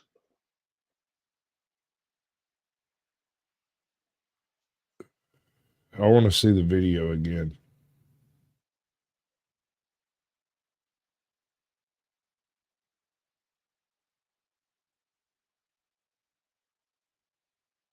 All right. I'm zooming in. Like I said, I don't think I saw any buildings or anything that could prove they weren't just on some desert road. Trip on I-90 around 2 p.m.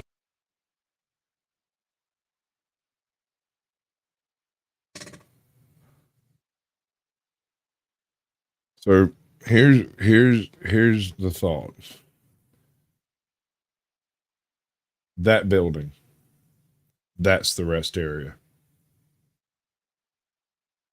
Maybe. Or it could just be a random house. I would hope they would have verified this. No, that's the rest area, because the rest area was built with res money, and it has a certain look to it. If all right, let's go back and I'll show you what I mean. No, that does make sense.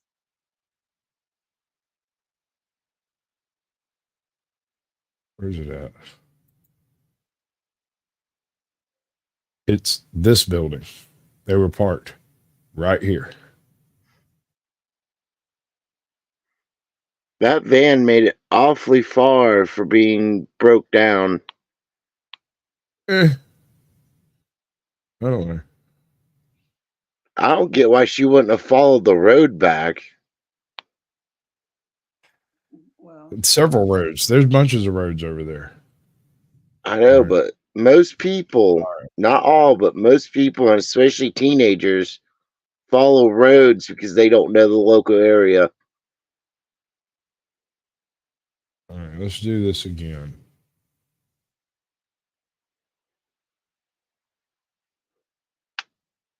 It pops up. I can't tell if it's her or the god that's pushing.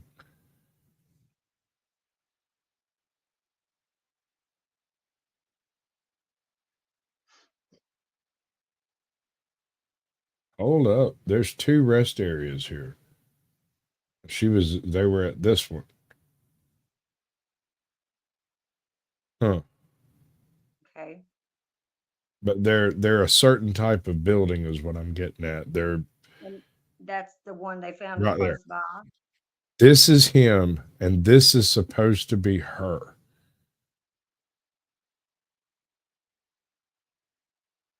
It's definitely was Wade. Was that his name? Something like that. Yeah, her dad. And that's it. As far as her friends are say, that's the last scene. That's the last bit of footage with her. There's a book. Huh. Right. Okay. Okay. I'm sorry. I bet I ain't over 10 up about stuff like this. The details matter.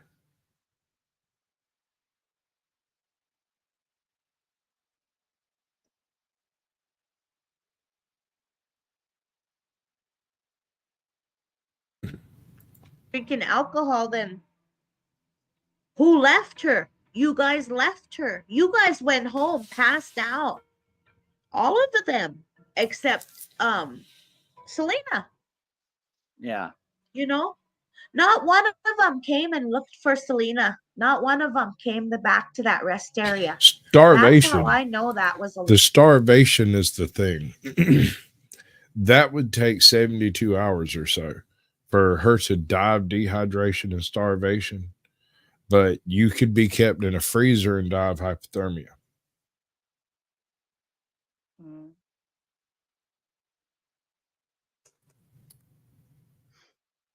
Remember, this is alleged starvation. I think the coroner could have been in on it. Okay. lie. Why are you gonna waste your time looking for her? You know she ain't there. Not one of them came back. Just the girl who was found's dad. Arlana's dad is the only one who came out there. Do you know if has she ever spoken up at all or anything? Has she talked? She's just saying she doesn't remember anything. Really? And that's okay. You know, that's another thing. That's okay for her to say that. Yeah. So, you know, all of that's a story. It's just their story that's why it doesn't make sense. You know, You see, when you that, try to question that's it, the rest because area. it didn't happen. That's the building that was in that video.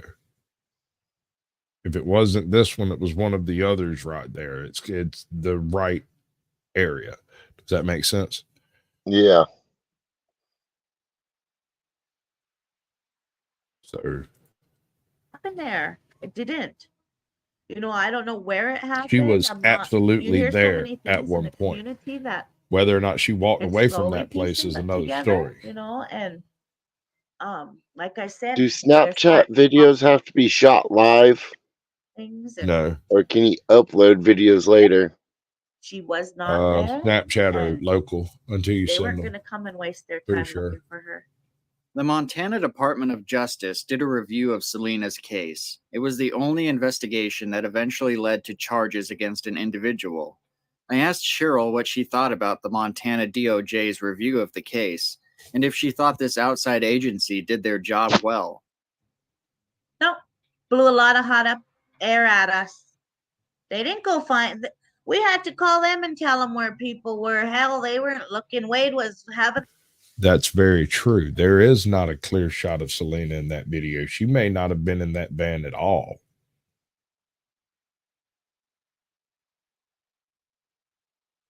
They did find her purse at the house. In the time of his life in Florida, they didn't go back and investigate any more thorough than anybody else did. So no, that's just another.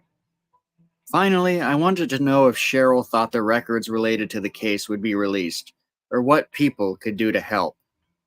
Yeah, they're gonna eventually have to release them. They can't, you know, they're gonna play their cards long as they can, but it's going through court, and Jackie's gonna be there, and she's gonna say, you know, this is my daughter.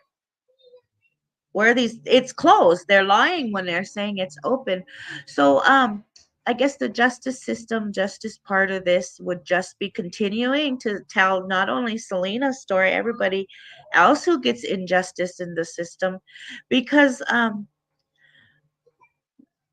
we have to work backwards as victims in this judicial system in this country and everywhere.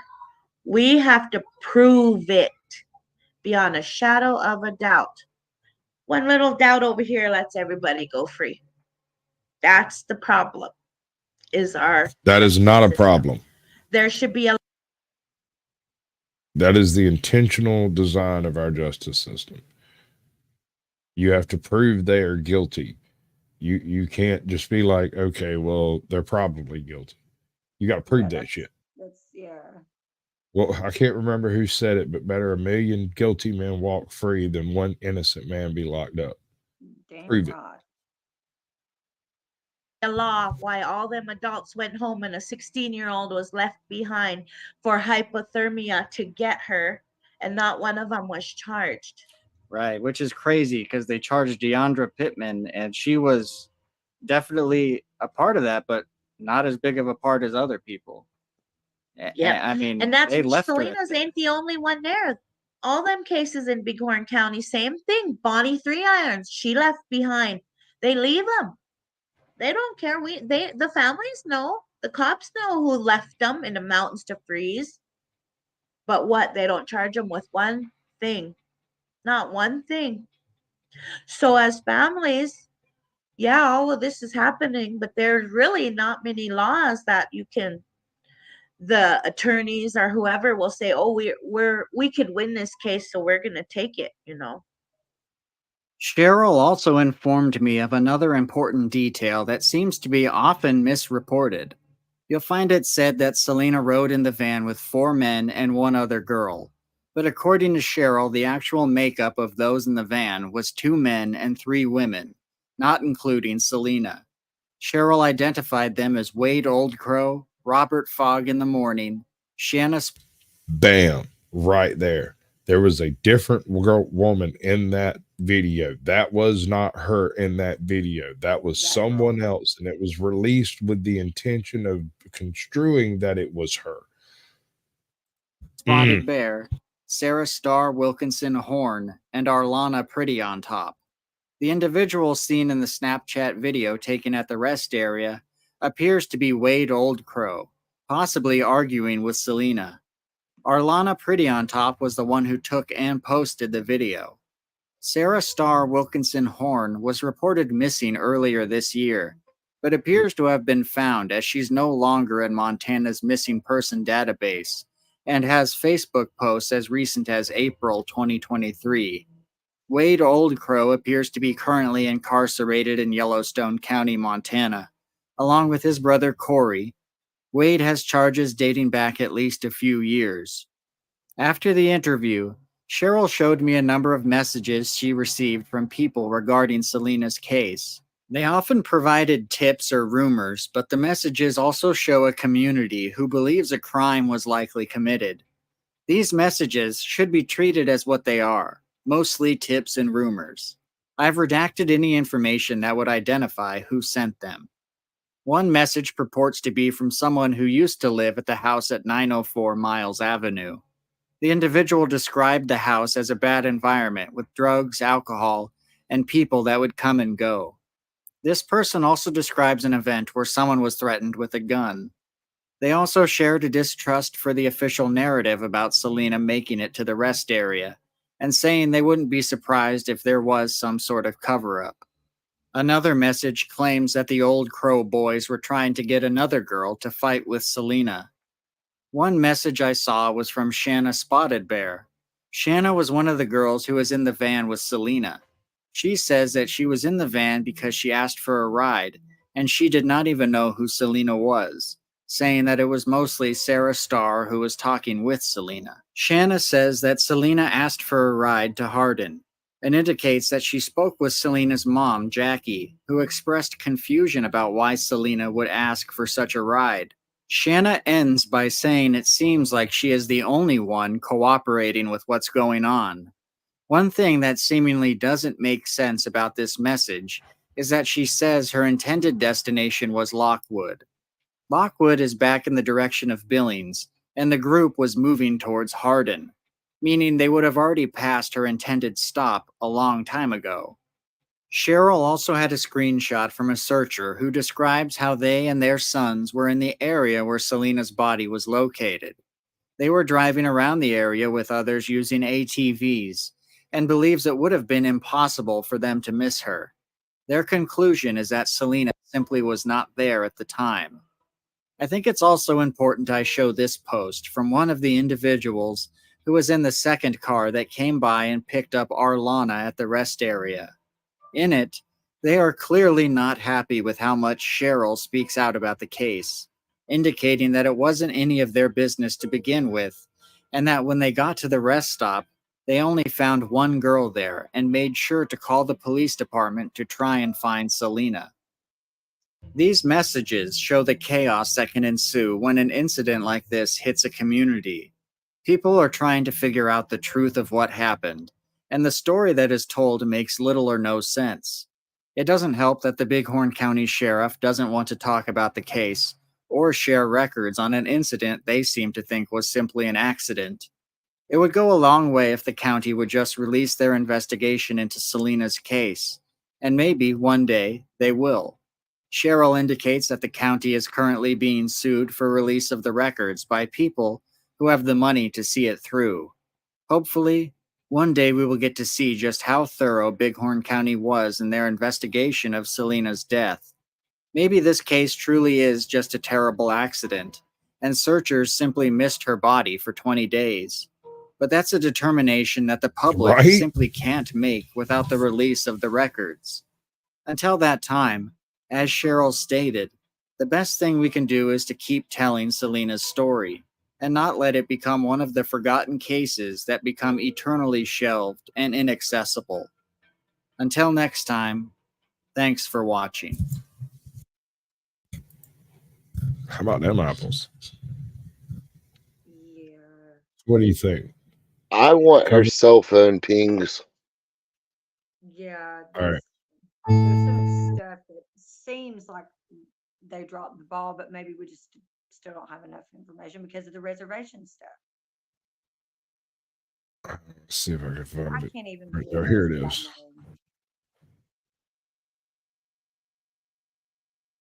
Henry, this. I'm gonna put a little teaser out for the next episode that's coming up. Not sure exactly when yet, but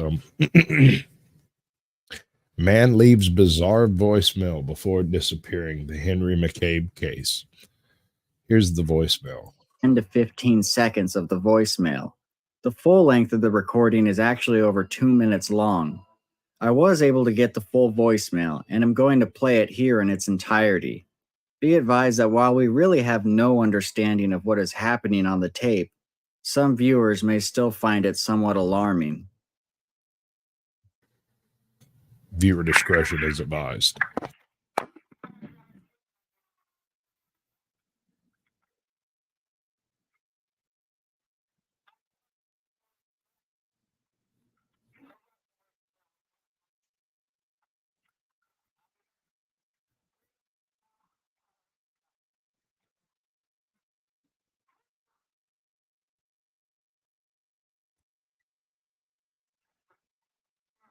Is it me or is it awfully quiet? It is quiet. Not here.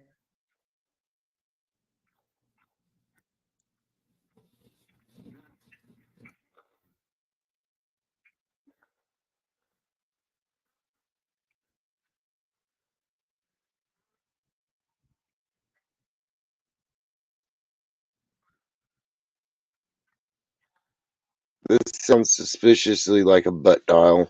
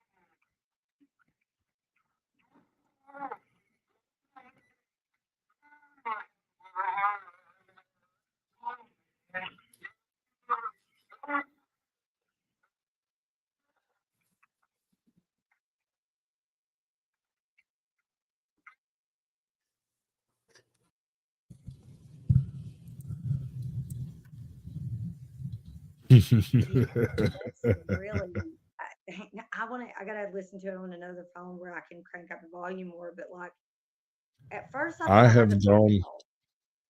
I have gone through that bit of audio with all of the programs I have at my disposal. I have tinkered with it and played with it and done everything I can do with it. And the problem I have, this source is already compressed and monkeyed with. I can't unmonkey it. I would really like to get a hold of the original file so I could run it through a few filters and do some stuff, you know, tinker, that kind of stuff. Freedom of Information Act. It's still an open case as I understand it. I'm not even sure how this got loose. I mean, certain parts of open cases can still be released once the public already know about them. Right. But he's got a copy, so you can get a copy. I'm going to thank everybody for coming in tonight. This has been a pretty good test experiment. I can tell you this much right now. I have had more people come through, but almost none of the people that showed up and left said anything. The usual people that chatted. I did have 2 or 3 people I haven't seen before. I think they were directly from the other channels that were streaming tonight. That is to say, they went there and then found my channel from there. So we'll see. You need an urban definition of unmonkey. This is when I'll somebody have some data for you soon. Right. This is when somebody goes in and does something and you get to it, you're supposed to fix it, but you can't undo what has been done by the previous monkey. You can't unmonkey something that's already been monkeyed. So I can't go in and grease monkey something, fix it with, you know, a bunch of trash out of the trash can or something. If someone else has already accomplished that task enough times, it has been monkeyed and cannot be unmonkeyed. You need a new one. You gotta get a different one. We need a different one, a replacement. I can't fix it. It's too broken. Sometimes things just break, Cat. It is an imperfect world. Screws fall out. God, I know. Mr. Ballin, yeah. Oh yeah, nah, dude. He was wearing something he does. non-flannel the other day, and it fucked me up, dude. I was like, "Whoa, what is this? This is not a flannel." I didn't even know what to do. That'd be like finding Matthew Christensen not in his flannel. I was like, "What is this? This that's not a flannel. Mm. That it is the same fit flannels are. That is not flannel pattern. That is not even close to flannel. Like, I'm sure it's one of the newest ones. One of the newest Mr. Ballin's like. All right, I'm fixing to end this whole shindig. I gotta go eat. And hold on, let me see if I can do the thing. What's the thing? Do the thing.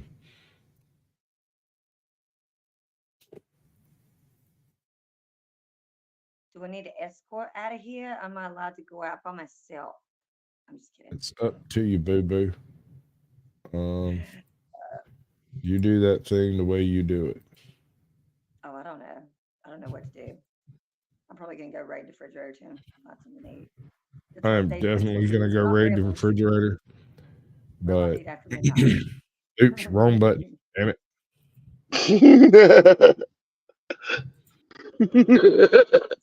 Place pin message. There we go. All right. I'm gonna go get something to eat. When I get done, I'm gonna come back and go to that place. That's the place I'll be over there, the pinned comment, in case anybody's fecking interested. I really don't care what you go do. Go do whatever the hell you got to do. The point is, you probably shouldn't be here doing it. I wonder what happens if I hit one of these buttons over here that's set up for like some wildness. 3, 2, 1. And here we go. On my own, here we go. If you're looking for the guilty, you need only look into a mirror. The communists declared that the real differences among our people constituted the weakest and most vulnerable point in our social fabric. It's MAGA country. This is no hoax, ladies and gentlemen. I urge you to run for your lives while you can. We're not making this up just so we can take over the world. The old dinosaur media isn't dying, it's dead. We are the new media. This is our world now. Lay down and die. Peace was never an option. So if we don't step up and win this culture war, then who the fuck will? Let's wake the fuck up! We're gonna get naked. No. I'm locked in here with you. You're locked in here with me. That's what you've been waiting for. Be the one we need. Do not come. I'm gonna come. Global industrial complex. Yep. Uniparty. Do I really look like a guy with a plan? The point is to destroy Western civilization from within using Maoist technique. So therefore you have to vote for me. I don't know.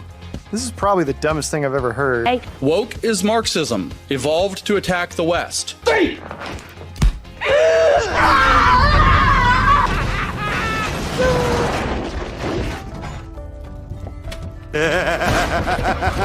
Stop giving up. It's only just begun. Now! Do it! Yes, you can! I'm gonna do what's called a pro gamer move. Just do it! Are people bitching about that? Some people. Of course they are. Oh, fucking A. All right, got it.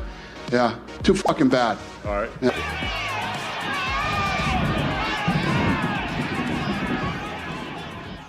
Far left conspiracies, to be honest with you.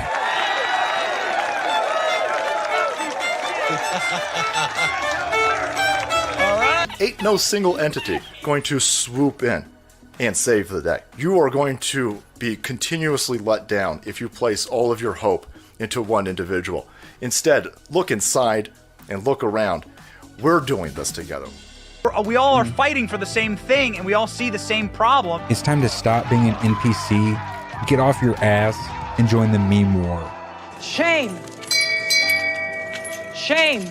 No, I don't like you. Shame! If we were in the wild, I would attack you. I'm sick of it, man. I'm fucking sick of it. I will not do it again.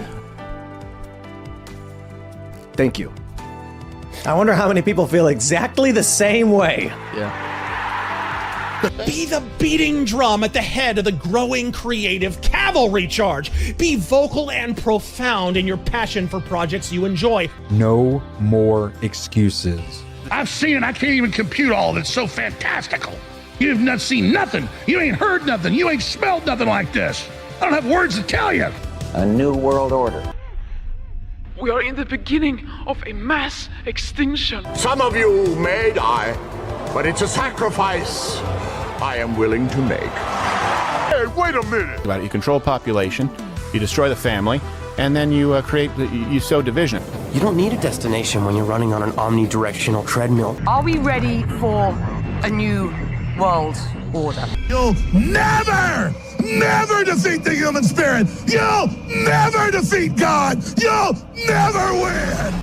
Pray that he is watching. Against all the evil that hell can conjure, all the wickedness that mankind can produce, we